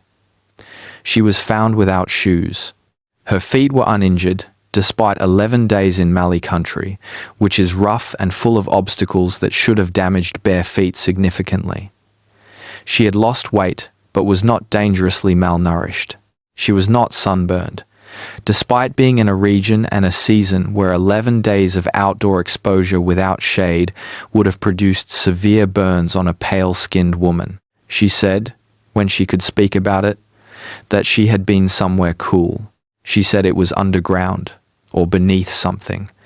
Not underground in the sense of a mine or a cave, but underground in the sense of being underneath, sheltered, in a space that was below the ordinary surface of things. She said there were others there. She could not describe them clearly. She said they had not harmed her. She said they had given her water and food, though she could not describe the food. She said, most strangely, that they had asked her things. Questions, she said, about the world above, about what was happening, about the people and the settlements and what things had become. She said she had answered as best she could, and that they had listened carefully, and that they had seemed concerned by what she told them. When she was asked who they were, she said she did not know. She said they were the ones who had been there first. She said this as though it explained something, which perhaps it did, in some framework of understanding that was not the one her questioners were operating in. Mabel Donovan's account was recorded by a doctor who treated her after her return. He noted that she was calm and coherent, that she did not appear to be suffering from any psychological disturbance, and that she gave her account with the matter-of-fact quality of someone describing an ordinary experience. She was not convinced that anything strange had happened to her. She seemed to regard it as simply a thing that had occurred, the way any other thing in a person's life simply occurred. She lived for another 40 years. She raised children on the Mallee selection. She was, by all accounts, an unremarkable woman in the best sense of that phrase, steady and practical and embedded in her community. She did not speak publicly about her 11 days. She did not seek to make anything of the experience. But she kept her shoes on after that, never went outside without them, made her children keep their shoes on too, even in summer when the heat made it uncomfortable. When her children asked her why, she said it was because you needed to be ready to walk back. Walk back from where? They asked. She said from wherever you ended up. The 18th account comes from 1931, from the depths of the Depression, when rural Australia was being devastated by falling wool and wheat prices, drought, and the desperate poverty that followed from all of these. People were on the move across the continent in ways not seen since the gold rush, displaced from their farms and selections, looking for work, for food, for anywhere that would take them in. In this context, disappearances were easier to explain and easier to overlook. When a man walked away from a failing farm in 1931, no one was very surprised, and no one had many resources to go looking for him. The Depression obscures the record of this period in ways that make it difficult to separate the ordinary tragedies of poverty and dislocation from anything more unusual. But there is one account from this period that does not fit the Depression's frame. It comes from a dwindling town called Woonamurra in central Western Australia, a place that had been established to service a now failing mining operation and was in the process of emptying out in the ordinary way of exhausted mining towns. Its population, which had peaked at several hundred, had fallen to perhaps 30 by 1931, and those 30 were in the process of leaving too. A man named George Lett, who had been living in Woonamurra for several years as caretaker of the mining company's remaining equipment, wrote a letter to his sister in Perth in August of 1931, describing something that had happened the previous week. The letter exists in the State Library of Western Australia. Lette writes that he had been, for some time, the last person in Woonamurra. The other remaining residents had left in the weeks prior, one by one, as their resources ran out. He was alone in the town, waiting for the mining company to arrange collection of the equipment he was guarding. He writes that on the night of August the 3rd, he became aware of sounds in the town that he could not account for. Not frightening sounds, he is careful to say, not the sounds of threat or violence. He describes them as the sounds of a town that was occupied, the murmur of voices, the closing of doors, the sound of children, the general low background of human habitation. He writes that he went outside and found the town lit, not by lanterns or fires, but by a quality of light he could not source, a soft general illumination that seemed to come from everywhere and nowhere. And the town was full of people. Not the people who had been there and left, or not faces he recognized with certainty, but people going about the business of a town, buying things, talking on the street, children running between the buildings. He stood and watched for what he estimated was several hours. No one addressed him. No one seemed to see him, or if they saw him, they did not consider him worthy of attention. Then the light changed, or the quality of his attention changed, and the town was empty again. He writes to his sister that he did not know what to make of it. He writes that it had not felt like a dream because he had not been asleep. He writes that it had not felt frightening. He describes it with a word that recurs throughout these accounts. He says it felt like looking at something that was finished, like looking at a photograph of a place that used to be alive. He says that he thinks the town was showing him what it remembered of itself. This is the strangest interpretive leap in any of these accounts, that a place could remember its own past and show it to a person standing in its empty streets. But it is worth noting that Lette was not a mystical or romantically inclined man. His letter is businesslike in tone, dealing with practical matters before and after the passage about August the 3rd. He raises it as a thing that happened and asks his sister what she makes of it. The way you ask someone about something that puzzles you rather than something that has shaken you to the core. Perhaps that is the most unsettling thing about it. Not the vision of the occupied town, but the matter-of-fact way in which a solitary man in a dying desert settlement received it, described it, and moved on to other business. The 19th account comes from 1938 from a beach on the south coast of New South Wales, and introduces a different kind of strangeness, one that has a more marine flavour to it, the particular quality of coast rather than interior, of water meeting land in a place where land and water have their own old relationship. A camping party of 5 young men had established themselves on a remote beach for a summer holiday. The beach was accessible only by a long walk or by boat, and the party had come by boat. On the 3rd day of their stay, the boat's owner, one of the 5, went to check on the boat where it was moored in a small cove adjacent to the beach, and found the other 4 men standing in the shallows at the water's edge. They were facing the sea. They were up to their knees in the water. They were not moving. The water was cold enough in August that standing knee-deep in it without moving was genuinely uncomfortable. They did not respond when he called to them. He waded out to the nearest of them and touched his arm, and the man turned to look at him with an expression of someone who has been interrupted in the middle of a conversation, not startled, not frightened, just temporarily distracted. They all came out of the water. None of them had any explanation for what they had been doing. None of them had been aware of standing there. The man who had found them said that they had all been looking at the same point on the horizon, a point at which there was nothing visible, no ship, no island, nothing. They packed up their camp that afternoon and left. The owner of the boat did not ask his friends about what had happened. They did not discuss it among themselves. They went back to Sydney and went on with their lives. One of the 5 men, in old age, gave an account of this experience to his grandchildren, who eventually documented it. He said that he had no memory of standing in the water.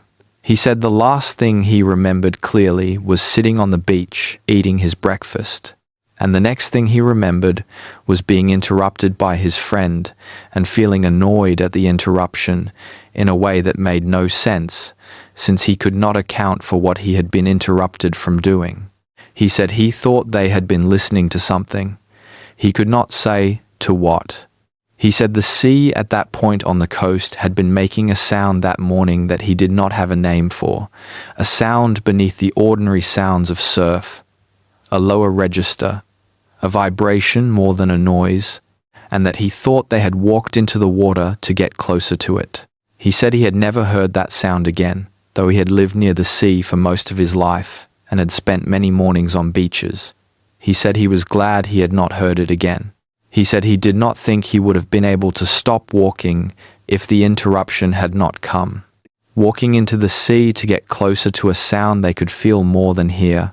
4 young men standing knee-deep in cold water, facing the same point on the horizon, not moving, not feeling the cold, not aware of time passing. The 5th man finding them and pulling them back to the ordinary world. What was on that horizon? What was making that sound? These are questions that the account cannot answer. They are questions that the man who remembered it could not answer in old age, looking back across the decades at a morning on a remote beach when something had tried to draw him further in than his friend's interruption had allowed. He said he had always been grateful to his friend. He said it in a way that suggested the gratitude was specific and serious, not merely conventional. The 20th account is from 1944, during the Second World War, which had brought a new layer of strangeness to the Australian interior through the presence of military operations, training camps, and the particular quality of a continent that was suddenly aware of its own vulnerability in ways it had not been before. A military training camp in the outback of South Australia, not far from the present-day town of Woomera, reported an incident in September of that year that was classified and remained classified for several decades. When it was eventually declassified, it turned out to be less dramatic than its classification suggested, but it is still worth including here. A training exercise involving a platoon of 30 soldiers had been conducted in the desert country southeast of the camp. The exercise was a standard navigation exercise, with small groups of men working their way across featureless terrain using map and compass to reach designated checkpoints. It was the kind of exercise conducted regularly and with routine success. All the groups reached all their checkpoints except one. A group of 4 men failed to check in at their final checkpoint and were not at the rendezvous point at the end of the exercise. A search was conducted, which located the group after approximately 8 hours, standing together in the desert several miles from where they should have been. They were not injured. They were not distressed.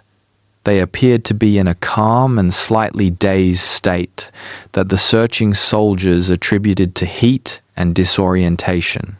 They were returned to camp, examined by the camp medical officer, and given fluids and rest. What the medical officer noted in his report, which is the document that survived into the declassified record, was that the 4 men had the same quality of calm that he associated with people who had recently been sedated.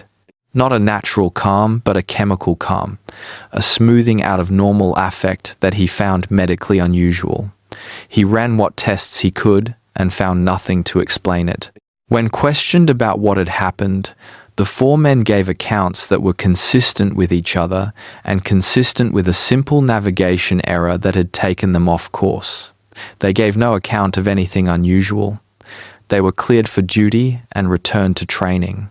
But the medical officer included in his report, almost as a footnote, a single sentence that has drawn attention from every researcher who has examined the document. He writes that in examining the men's boots, he found that the soles were worn in a pattern inconsistent with the distance they would have covered in a standard training exercise, worn in a way that suggested they had walked much further than the exercise required, considerably further. He does not pursue this observation. He does not ask the men about it. He simply notes it and moves on. 4 soldiers whose boots showed they had walked much further than they remembered walking, who came back from an exercise in a state of unusual calm, with consistent accounts of nothing unusual, and boots that told a different story. Where had they walked? What had they been walking toward, or away from, or through? What had left them so calm that a medical officer noted it as clinically significant? The classified designation had been applied to the document on the grounds of wartime operational security. When it was declassified, it turned out to contain nothing of genuine strategic sensitivity. It was the account of 4 soldiers who got lost in the desert and came back wrong.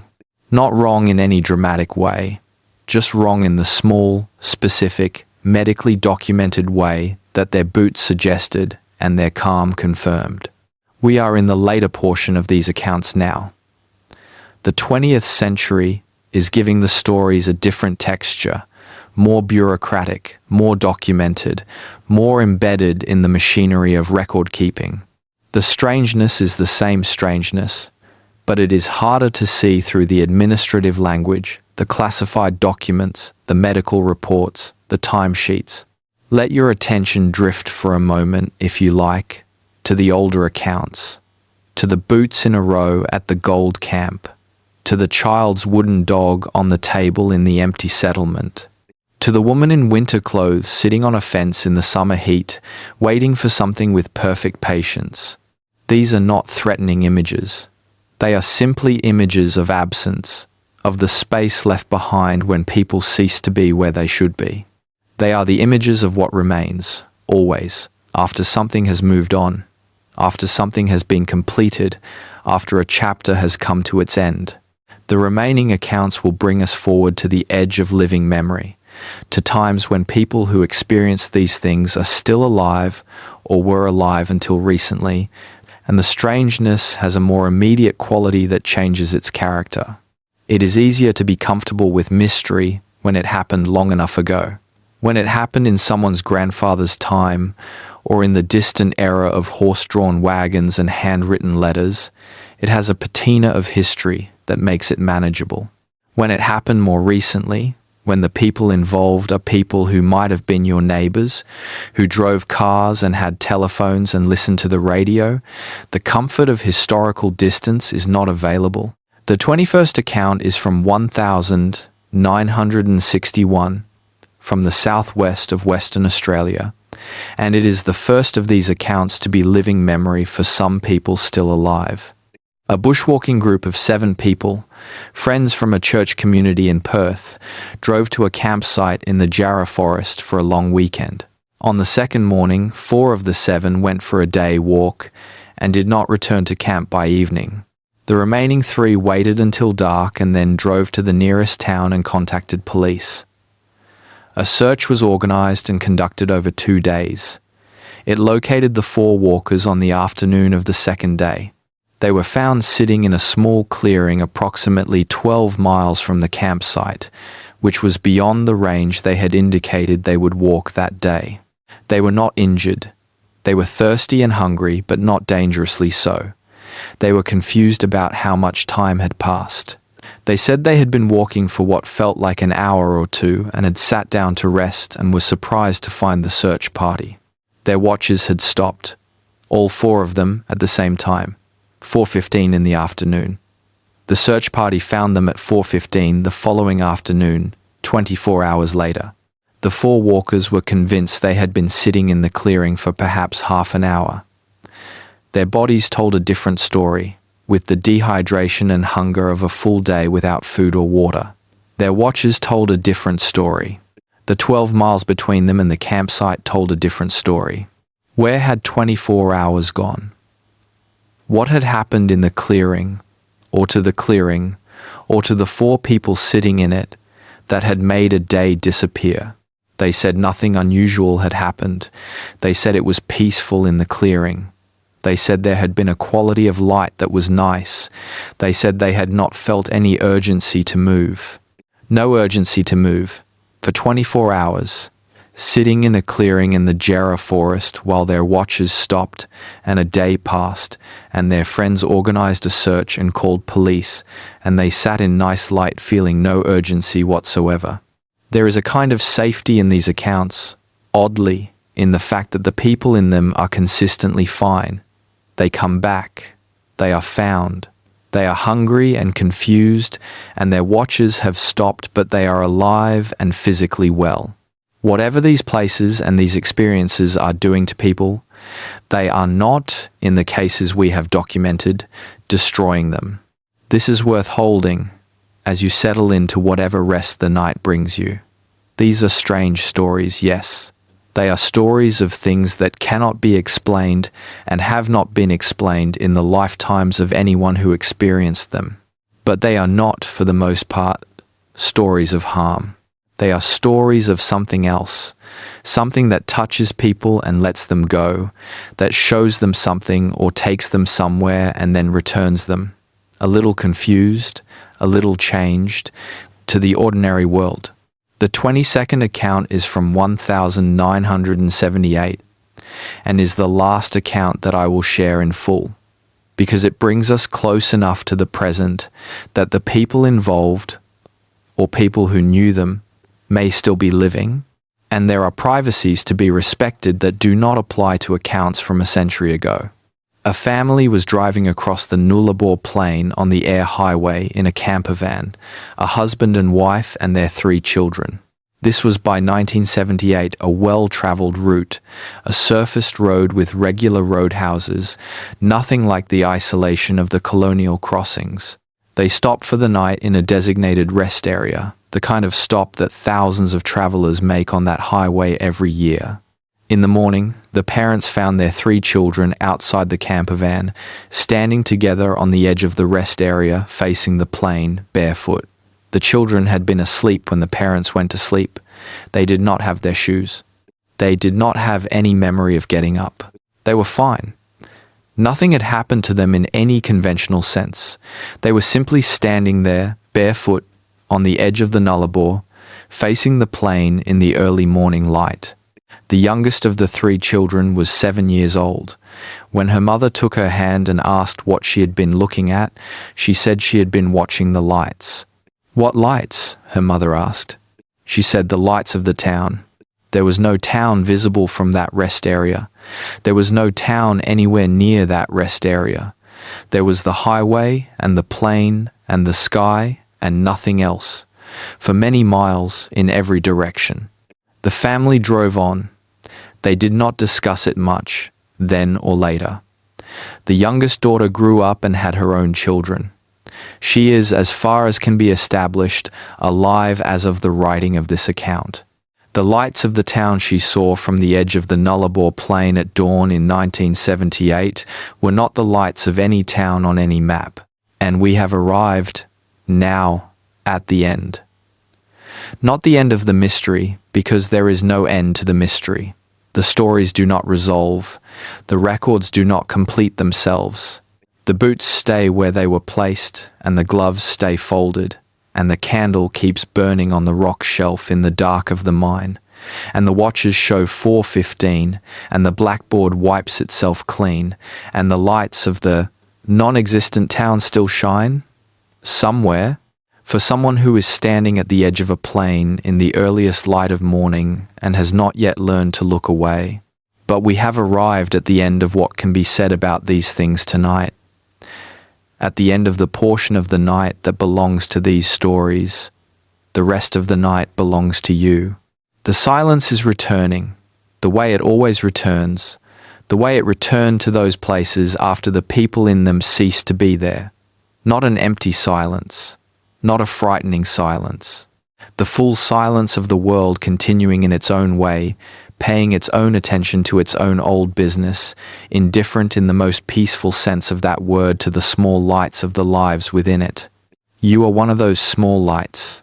Your warmth, your breath, your weight in your bed or chair, your mind that has been travelling with these stories through these old Australian places, through the goldfields and the desert and the forest and the plain, you are a small light in the silence, and the silence is not threatening you. It is simply there, around you and under you and above you, the silence that was there before you and will be there after, patient and enormous and indifferent and full of its own unmappable content. The boots are still out there, somewhere, in the ground, after all this time. The red earth of the interior holding whatever it holds. The grey soil of the goldfields, the red dust of the territory, the white limestone of the Nullarbor, the dark loam of the Jarrah forest, all of it holding the small physical remnants of the people who were there and then were not, a nail from a boot, a fragment of leather, the chemical memory of a human foot in the soil. The land remembers, even when the records do not. And somewhere in the deep interior, in places that are not on any map and have never been on any map, in country that has absorbed the presence of 65,000 years of human habitation and 10,000 mysteries and the daily ongoing fact of its own ancient existence, the silence sits and waits, and the night birds call their small calls into the enormous dark, and the stars are so thick and low that you could reach up and touch them if you tried. And in the morning the sun will come up over a horizon that has been receiving it for 4 billion years, and the red earth will turn red with it, and the birds will start their morning arguments, and the day will be ordinary in all the ways that days are ordinary. But in the night, first, there is this, the still, listening dark, the weight of the stories, the presence of all those people who were somewhere and then were not, who left their boots and their gloves and their candles and their chalk drawings and their watches, stopped at 4:15, who stood in paddocks and looked at something that those around them could not see, who walked into the forest and did not come out, who descended into mines and left a candle burning for someone to find. They are part of the country now, part of the silence, part of whatever it is that the land is doing in the long, slow time that is its time and not ours. Rest. Let the night be wide and safe around you. Let the stories drift where stories go when we stop telling them, into whatever quiet place old things return to when their work is done. The silence is here. It has always been here. It will be here when the last word is spoken and the last light is put out, and the country goes on with its own patient, unmappable, 65,000-year business under the stars. Breathe. Let go. The night is long, and everything is as it should be. Sleep now if you can. The silence will keep watch. It always has. There is a particular quality to Australian darkness that people who have only lived in cities do not fully understand. It is not merely the absence of light, though it is that too, in the places far enough from the coastal settlements. It is something more active than absence. The dark of the Australian interior has presence. It has weight. It sits on the land the way water sits in a deep pool, not threatening to overflow, not moving, simply full of itself and content to be where it is for as long as it needs to be. People who have driven the long inland roads at night, the roads that run between cattle stations and mining towns across thousands of miles of country, describe the dark on either side of the headlights as something that the light does not push back so much as part for, temporarily, closing behind the vehicle as it passes, as though the road were a seam in something solid and the car were a needle passing through it. The dark closes behind you and you cannot see where you have come from. Ahead, the road goes forward into more dark. You are a moving point of light in something that does not particularly acknowledge your presence. In this context, the stories we have been telling feel different from the way they feel in well-lit rooms. Out there, under that sky, in that dark, the idea that people might simply step sideways out of the ordinary world, or that places might show you their memories, or that lights might appear on a plane where no town exists, these things do not feel impossible. They feel almost like descriptions of the place as it actually is, rather than deviations from how it should be. We have one final series of accounts to consider. These are not disappearances in the strict sense. They are encounters, experiences, things that happened to people who were in those dark places and who came back changed in small ways, carrying something in their accounts that resists the ordinary categories. They form a kind of coda to the stories already told, a set of echoes that connect the present to the past and suggest that whatever has been happening in those remote places has not entirely ceased. The first of these encounters was described by a geologist working in the Kimberley region of Western Australia in the 1980s. The Kimberley is ancient country, some of the oldest exposed rock on the planet, country that has been continuous land for periods of time that make human history seem like an afternoon. The geologist, whose name is withheld at his request, was working alone in a remote gorge when he noticed that the sound of the wind in the gorge had a tonal quality he did not expect, a musical quality, as though the wind were finding and following specific paths through the rock that produced specific notes. He stopped walking. He stood still and listened for what he estimates was 20 minutes. The tonal quality of the wind changed as he listened, or he became better at hearing it, or some combination of both. He began to feel, he said, that the sounds were organized, that they were not random, that they had the quality of a language he could not understand but could nonetheless recognize as a language by its patterns and rhythms and the sense it gave of something being communicated. He did not feel frightened. He felt, he said, that he was being told something or shown something, or that the gorge was doing what it had presumably always done, and he had simply, for the first time in his years of working in places like this, been quiet enough and still enough to notice. He described the experience in a letter to a colleague, which the colleague saved. He wrote that he had stayed in the gorge until the sun dropped and the wind died with it and the sound stopped. He wrote that when he tried to describe what he had heard, he could not find adequate words, but that the closest he could come was to say it felt like being spoken to about something very old, in a language made of stone and time rather than words. He returned to the gorge 3 more times before his work in the region concluded. The wind only made that sound once more, briefly, on his second return visit. He stood still and listened for as long as it lasted, which was only a few minutes that time. He did not hear it on his 3rd or 4th visits. He said in his letter that he did not think this was supernatural. He was a scientist, and he approached it as a scientist. He thought there was a physical explanation involving the geology of the gorge and the particular qualities of wind at certain temperatures and velocities. He thought he had heard something that was real and physical and explicable. He also said he had never had an experience before or since that made him feel so completely and precisely that he was a guest, that the country around him was not a resource to be mapped and quantified, but a host, with its own rules and its own methods of communication, and that it had chosen, on that afternoon, to speak to him in the only language it had. He said he had been trying ever since to be worthy of that, which he acknowledged was not a scientific statement but which he made anyway. The second of these later encounters was described by a woman who had grown up in the central Australian town of Alice Springs and had spent her working life in the region, employed in various capacities by the government agencies that administered the area.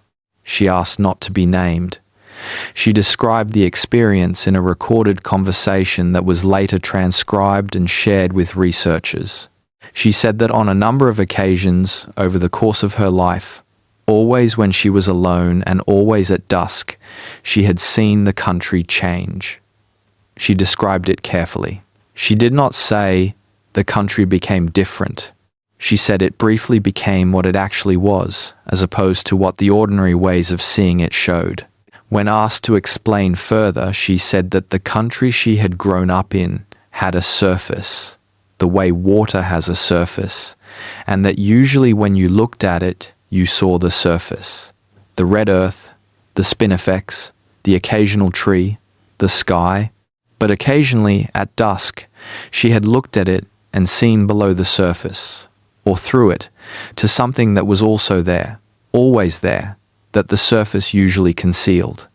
She could not describe what she saw below the surface in terms that would be meaningful to someone who had not seen it themselves. She said it was not frightening and not beautiful in any conventional sense. She said it was more like accurate, like seeing a thing correctly after a long time of seeing it approximately. She said she had mentioned this to several Aboriginal people she knew and trusted over the years. She said their responses had not been surprised. She said they had the quality, those responses, of people being told something they already knew by someone who was only just finding it out. Patient, respectful, not condescending. She said she thought that was the right response. She said she thought the country had been trying to show people what it was for a very long time, and that most people were simply not in the habit of looking. The third of these later encounters was described by a man who had served as a police officer in remote South Australia for many years, who had attended the scenes of several unexplained events in his career, none dramatic enough to be nationally reported, but each leaving him with something he carried. He said that in his experience, the unexplained events in remote areas fell into two categories. The first category was events that were unexplained because the investigation was inadequate, the resources were thin, the distances were enormous, and what looked like a mystery was usually the result of not looking hard enough. He said most unexplained events in remote Australia fell into this category.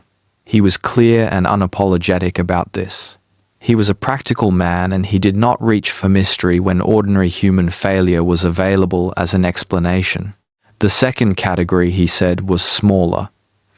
It was events where the investigation was adequate, where he had looked as hard as he knew how to look, and where the strangeness remained after all the looking. He said he had encountered perhaps 4 or 5 events in his career that he placed in this category. He would not discuss the details of specific cases for professional reasons, but he said, in general terms, that what these cases had in common was a quality of completeness. He chose that word carefully. He said they were not frightening events and they were not threatening events. They were events that had the feeling of having been finished before he arrived, of something that had occurred cleanly and completely and had left no loose ends except the question of what it had been. He said that, in his experience, the country did not do things messily. Whatever the country did, it did thoroughly. He said this was the difference between what he had seen in those 4 or 5 cases and what he saw in ordinary human violence and tragedy, which was always messy, always incomplete, always leaving behind the fragments and the partial evidence and the threads that led somewhere but never all the way. He said he did not know what to conclude from this. He said he was a practical man who dealt in facts.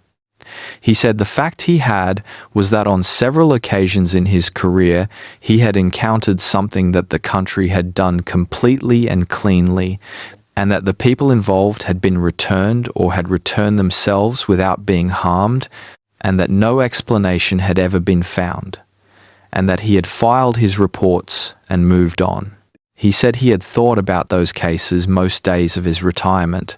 The fourth encounter is not a personal account, but a collection of parallel accounts, gathered over many years by a researcher who spent her career documenting what she called the quiet record of Australian strange experience. She was not a credulous person.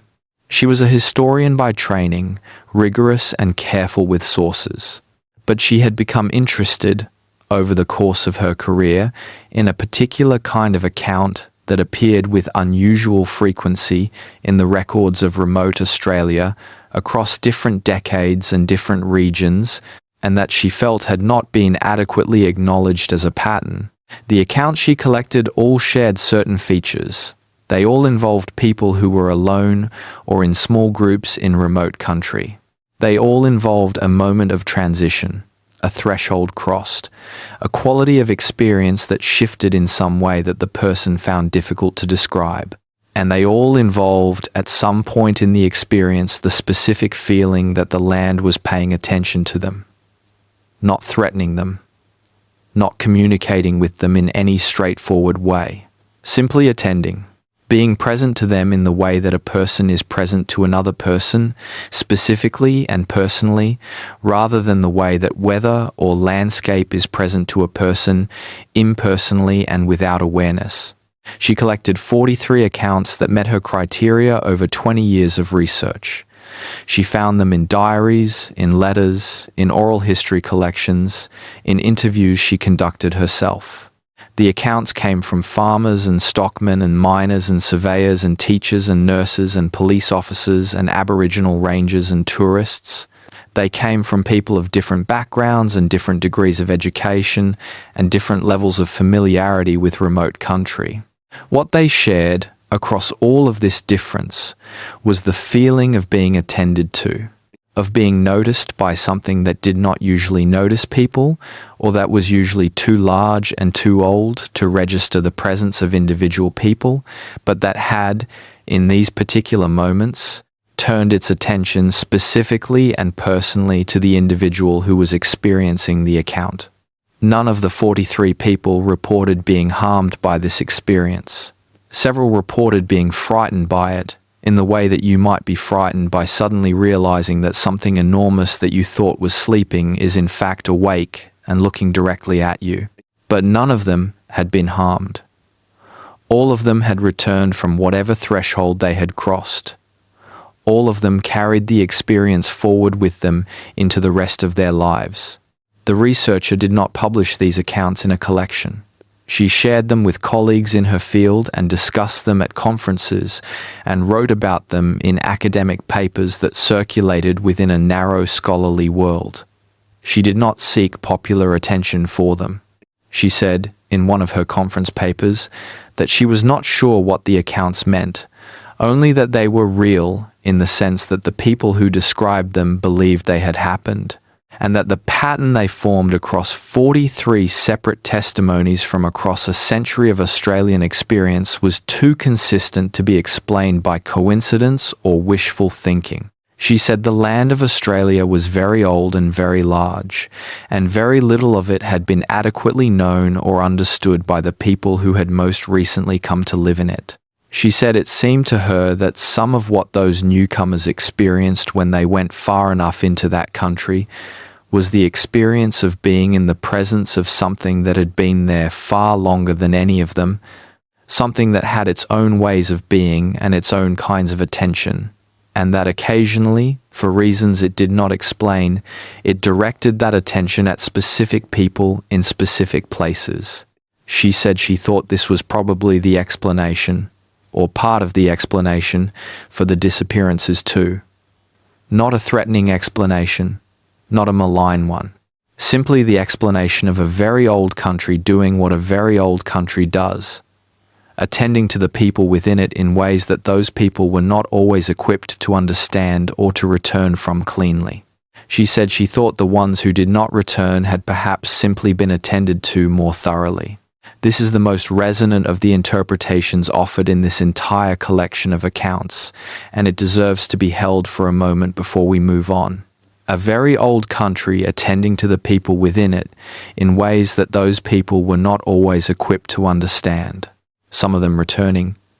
Some of them perhaps stepping fully into that attention and not needing to come back. Not disappearing, arriving. This is not a scientific proposition. It is not a historical claim. It is an imaginative possibility, a way of holding the stories that gives them a kind of coherence without resolving them into answers. It is the kind of interpretation that the land itself, if it could be asked, might offer patient, without urgency, neither confirming nor denying, simply continuing to be what it is, enormous and ancient and full of its own unreadable content, while small lights move across its surface and occasionally, at dusk or at dawn or in the deep middle of night, step sideways out of the ordinary world into something else. The boots remain, placed in rows, left for someone who did not come back to claim them, or who came back for them in a way that did not require physical feet. The gloves remain, folded on a wagon seat on the Nullarbor, placed there by someone who was not planning to need them again. The candle remains on its rock shelf, or the idea of it remains, the gesture of leaving a light for whoever came after, which may have been intended for the searchers, or may have been intended for something else entirely. The blackboard is clean. Whatever was written on it went with the ones who wrote it. And somewhere, on the western ridge of a sheep station that no longer exists by any known name, 9 figures stand at dusk and look back at the place they came from. And then the light fails, and they are not there, and the night comes down, and the silence settles. These are the accounts, 22 of them, as promised, drawn from the written record and the oral tradition and the careful documentation of people who looked at these things seriously and tried to say honestly what they found. None of them resolved. All of them still here, in the way that things are still here when they are true, persistent, and patient, and available to whoever comes looking for them. In the old records and the old letters and the old diaries, sitting quietly, not demanding to be solved, only asking to be remembered. The night around you is your own night, but it is also in some smaller and fainter way connected to those other nights, the nights when the insects went quiet in the North Queensland rainforest and the birds stopped their calling, and the silence had a quality that Peter Oakes could not describe but understood immediately as a signal not to go into the forest. The night when Edmund Cartwright lay awake in an empty settlement beside a river that may not be on any map, listening to a quiet that had too much weight to it for ordinary empty places. These nights are continuous with your night, not in any frightening sense, simply in the sense that the dark is one dark, the same dark that has always been there, that the first people of Australia walked through 65,000 years ago, and that you are moving through now in your own small way, a warm light in the enormous patient indifference of the universe, attended to or not attended to by whatever attends to small lights in the dark. There is comfort in this, if you let yourself feel it, the comfort of being small, of being one light among many lights across time, of knowing that the country has seen everything and absorbed everything and continues, and that whatever mysterious thing happens in the deep places of it, the sun comes up every morning on the red earth, and the birds argue in the branches, and the day is ordinary, and life goes on in its ordinary way. The people who did not come back were not lost. They were somewhere. They were in the country, in whatever way the country keeps the things that enter it fully. They were part of the old long story that was being told in that place before any of them arrived, and that will be told long after any trace of them has dissolved back into the ground. Rest now. Let the weight of these stories settle around you like good earth. Let the dark be wide and safe. Let the night do what it does, which is to cover things gently and hold them in its enormous quiet until the morning comes to return them to the light. The boots are still out there. So are the people who wore them, in whatever form the country keeps its people. They are not waiting to be found. They are simply there, as everything is simply there, patient in the silence, part of the long story, held in the ancient ground of a continent that has been keeping its mysteries for longer than memory and will keep them for longer than time. Sleep. The silence will watch over you tonight. It always does. And in the morning, when the light comes back and the birds start and the day returns you to yourself, you will carry with you the faint weight of these stories, not as anything troubling, but as the weight of knowing that the world is older and stranger and more attended to than it usually seems, and that occasionally, in the places far from the lights, the country turns its attention to the people within it and shows them, briefly, what it actually is. And that is enough. That is more than enough. Good night. The dark is wide and the stars are many, and the country breathes in the silence of its own long knowing, and you are a small, warm light within it, held and noticed and entirely safe. Breathe. Sleep. The night will hold you. It always has. There is one more thread to follow before the night is fully done. One more quality of these stories that has not been named directly, though it has been present throughout, running beneath everything like the low sound the geologist heard in the gorge, the sound made of stone and time rather than words. It is the quality of invitation. Look again at the details. Not the disappearances themselves, but the details left behind. The boots placed in rows, the gloves folded on the wagon seat, the candle balanced carefully on the rock shelf where a searcher would find it, the lesson on the blackboard in a child's careful hand, the wooden toy shaped like a dog still on the table. These are not the details of flight. They are not the details of violence or accident or panic. They are the details of preparation, of setting something down deliberately before moving towards something else, of making a space tidy or leaving a marker or ensuring that a light would burn for whoever came next. They are the details of someone who knew they were going somewhere and wanted to be ready for it. This is the reading that sits most quietly with these accounts, the one that does not demand horror or tragedy as its framework, that the people who went were, in some sense, invited, that whatever the country offered them, or whatever threshold they crossed, was crossed not against their will but in response to something they had been shown or felt or understood in a way that made the crossing seem right. The child at Bellflower Creek who had been with the old people and said they were kind. Mabel Donovan, who had been somewhere cool and underground and been asked questions, who had answered as best she could, and who had been returned to her ordinary life with the small practical knowledge that you needed to keep your shoes on so you were ready to walk back. The youngest daughter of the family on the Nullarbor who watched the lights of the town that was not on any map, who named what she saw without hesitation, without fear, as though the lights were simply there to be seen and her seeing them was the most natural thing in the world.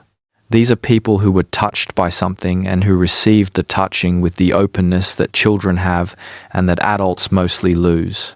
Not because they were naive or because they failed to understand what was happening, but because they were in a state of being present enough to receive what was being offered. And what was being offered was not harm. What was it then? This is the question that these accounts cannot answer and were never meant to answer. The mystery is the point. Not as a frustration, not as an unsolved problem waiting to be cracked, but as a condition of the encounter. Whatever the country shows you when it turns its attention to you, it does not come with explanations. It does not label itself. It does not present credentials. It simply is, in the way that very old and very large things simply are, without apology or justification or narrative frame. The accounts we have been considering are the edges of something much larger. They are the places where the ordinary world touches something else, where the membrane between the surface reality of daily life and whatever lies beneath it becomes briefly permeable, and people step through, or are drawn through, or are shown through, and come back with nothing they can say clearly except that they were somewhere, that there were others there, that it was not frightening, that they were asked things or told things in a language they could feel but could not translate. And in some of the accounts, they did not come back. Or they came back in a way that left them elsewhere. The people of the Grey Tributary Settlement, the miners of the Yullumbee Shaft, the families of Stony Gully with their packed bags and their lesson on the blackboard in words that were not English. They went fully through, and whatever they found on the other side held them, not destroyed them, not harmed them, simply kept them in the way that the country keeps everything it receives fully into itself. In the red earth and the white limestone and the dark loam of the forest floor. In the memory of the land that remembers everything and keeps its own records, in a language that the research institutes and the state archives and the colonial survey documents do not have a category for. The country does not lose the people it takes. It holds them in ways we do not have instruments to measure.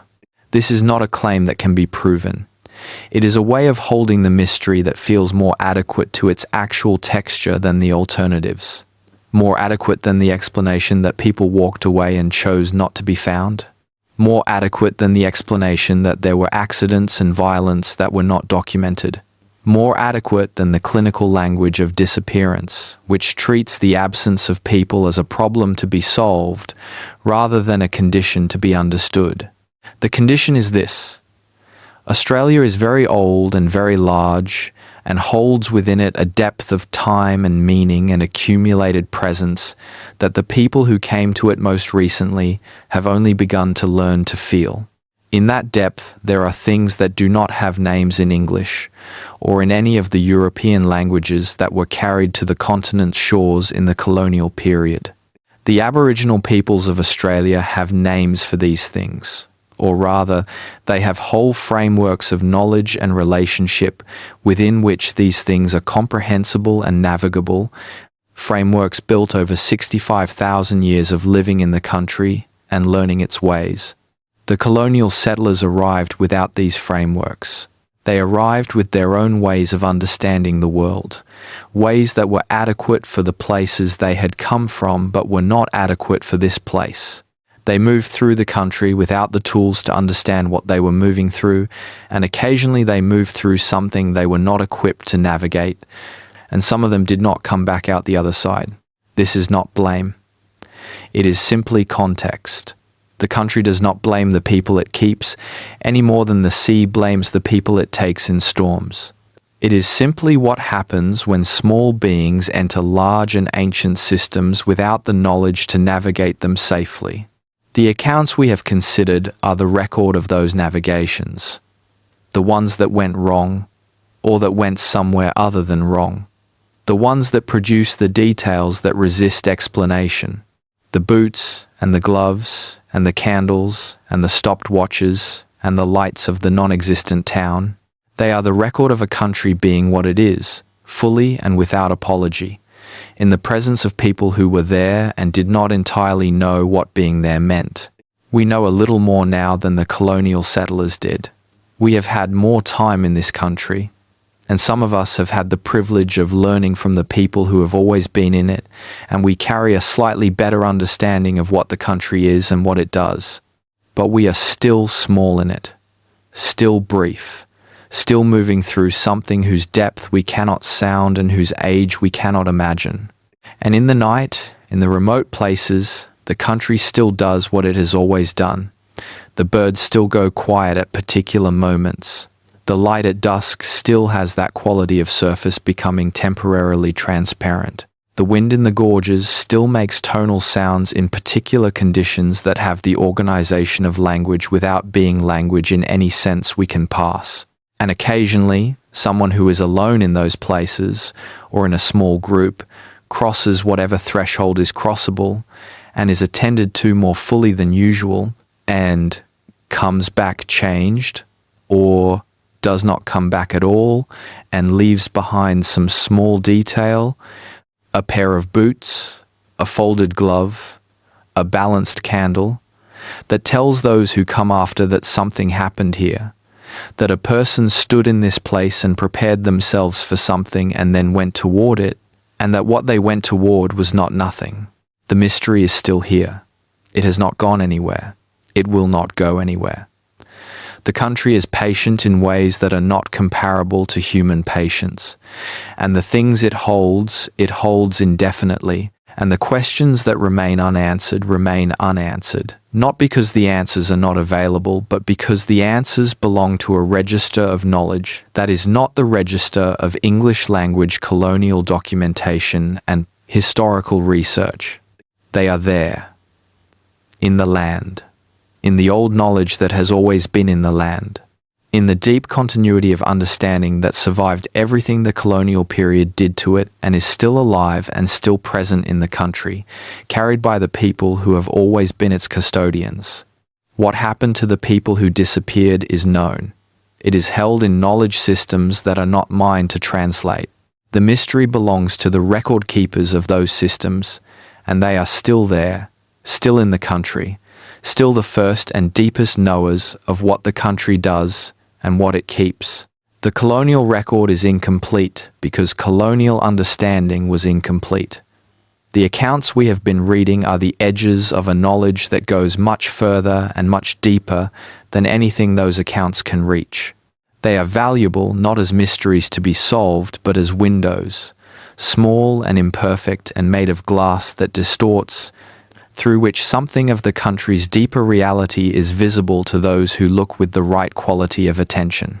And that quality of attention, that soft, unfocused looking that allows the surface to become briefly transparent, is available to anyone who is willing to be still enough and quiet enough and present enough.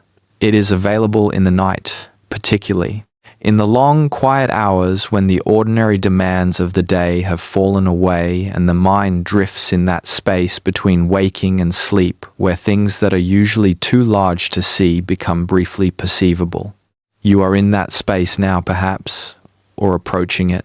The weight of the stories around you, the accumulated detail of all those accounts, the boots and the boots and the boots, the silence and the lights and the stopped watches and the patient figures on the ridge at dusk, all of it has created a kind of field around you, a density of attention to the old and the strange and the unresolved. That density is not threatening. It is the natural result of having paid attention to things that deserve attention.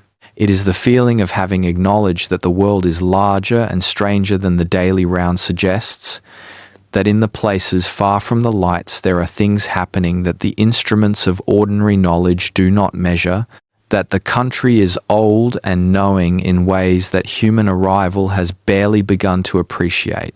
Carry that lightly, not as a weight but as a kind of richness, an additional dimension to the world that you did not have before, or that you had but had not recently inhabited. The dimension of the old and the deep and the patient, the dimension of the land's own knowledge of itself, the dimension in which the boots placed neatly by the campfire are not evidence of tragedy but of preparation, of someone getting ready for something they had been invited toward. In the morning, the ordinary world will return in its full ordinary brightness and busyness, and the country out there beyond the window will be simply country again, the practical known geography of roads and towns and distances, the surface that we all live on most of the time. But underneath the surface it will still be what it is, old and large and attended, full of the knowledge it has accumulated in 65,000 years of receiving human presence, and in the 4.5 billion years before that of simply being itself, under the same stars, turning in the same darkness, dreaming. Whatever geological and ecological and spiritual dreams are dreamed by a continent that has had longer to dream than any other on the planet. It is dreaming now, under the night. Under your night and under the night, across the thousands of miles of its interior, under the dark of the Nullarbor and the Red Center and the tropical north and the eucalypt forests of the south and the old ranges that run like the skeleton of something ancient and enormous just below the surface of the east, under all of it, the country is doing what it does in the dark, which is to continue being itself, and to remember and to hold. The accounts are finished. The mystery is unresolved, as it was always going to be, as it was always meant to be. You have traveled tonight through 60 years of colonial disappearances and encounters and strange small details that resist explanation, and you have not arrived at answers, because the answers are not in the record, and the record is not where this kind of knowing lives. But you have arrived somewhere.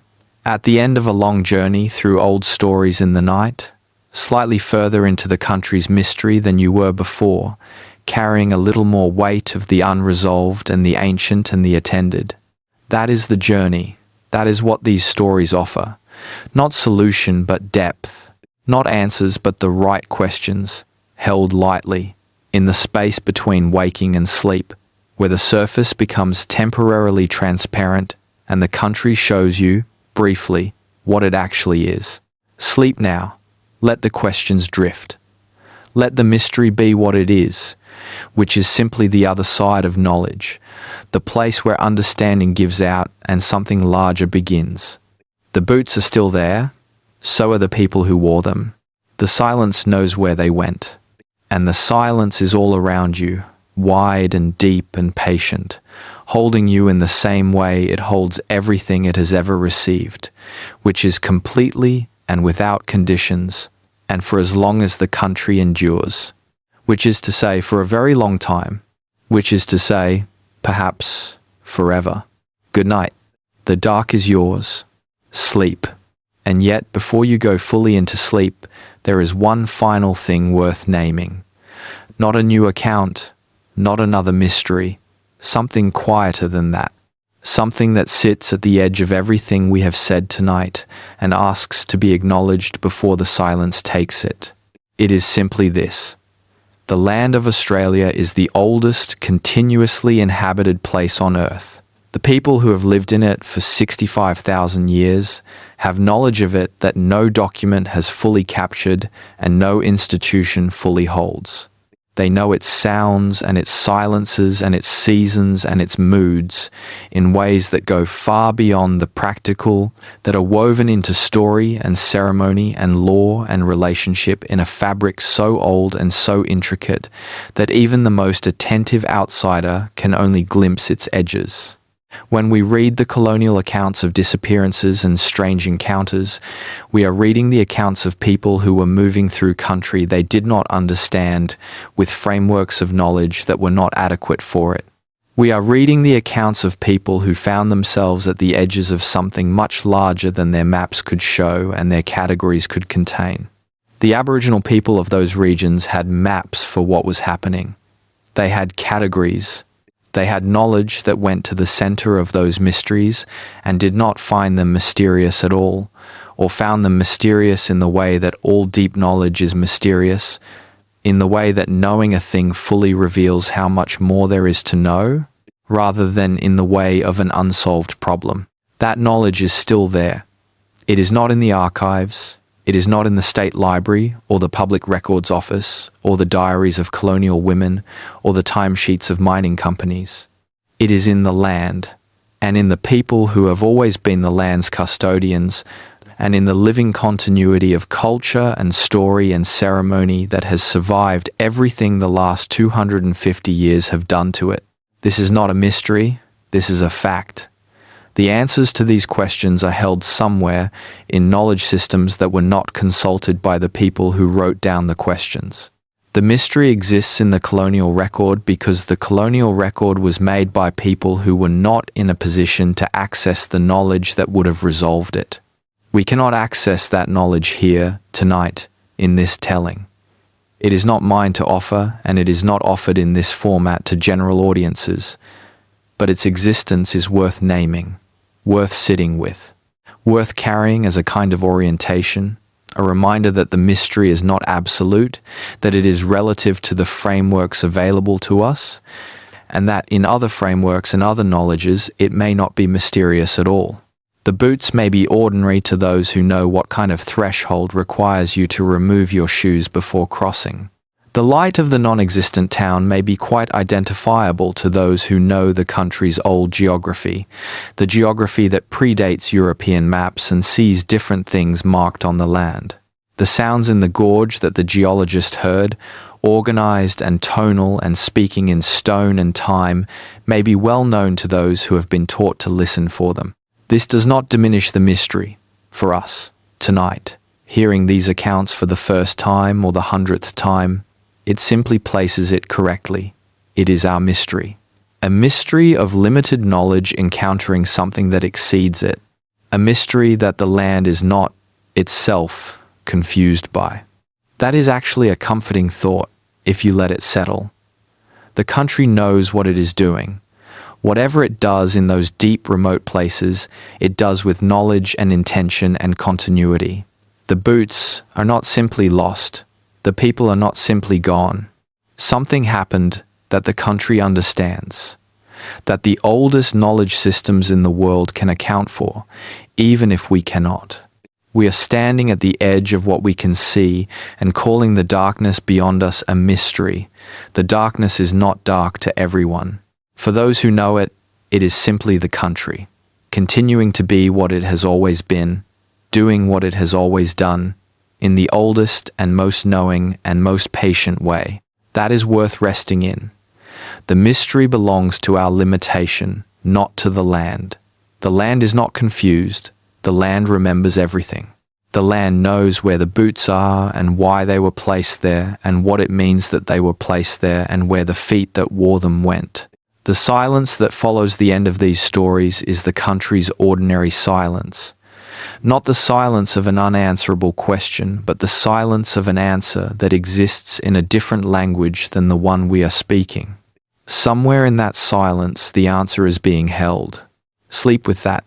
Let it be enough for tonight to know that the mystery is held somewhere in something that understands it, even if you do not. The country knows. The night is kind. Rest. There is one more thing the darkness asks of us before this night ends. Not a story, not an account, something simpler than that. It asks us to consider the quality of attention we have brought to these hours, to notice what it feels like to have held these old mysteries carefully, without forcing them toward resolution, without demanding that they become something other than what they are. To notice that the mind, when it is given old, strange things to rest in rather than urgent new things to solve, settles into a different kind of wakefulness. Not the alert wakefulness of daytime with its tasks and its purposes, but the soft wakefulness of deep night, when the borders between the known and the unknown become permeable, and the world shows more of itself than it usually does. You have been in that soft wakefulness for a while now.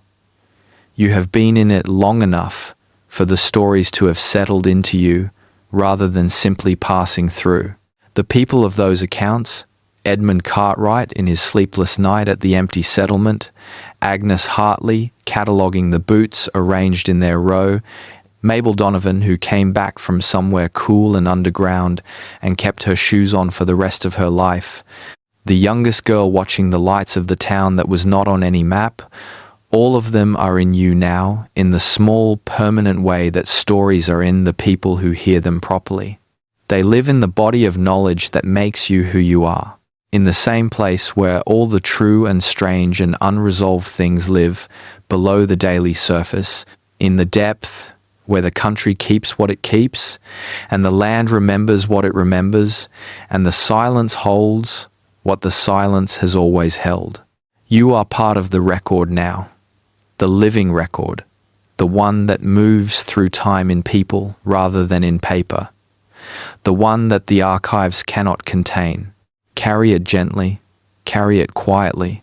Let it rest in you in the way that old things rest, without demanding anything, without urgency, simply present in the way that all true things are present, available whenever the surface becomes transparent and the depth is briefly visible. The country is still out there. It will be there in the morning.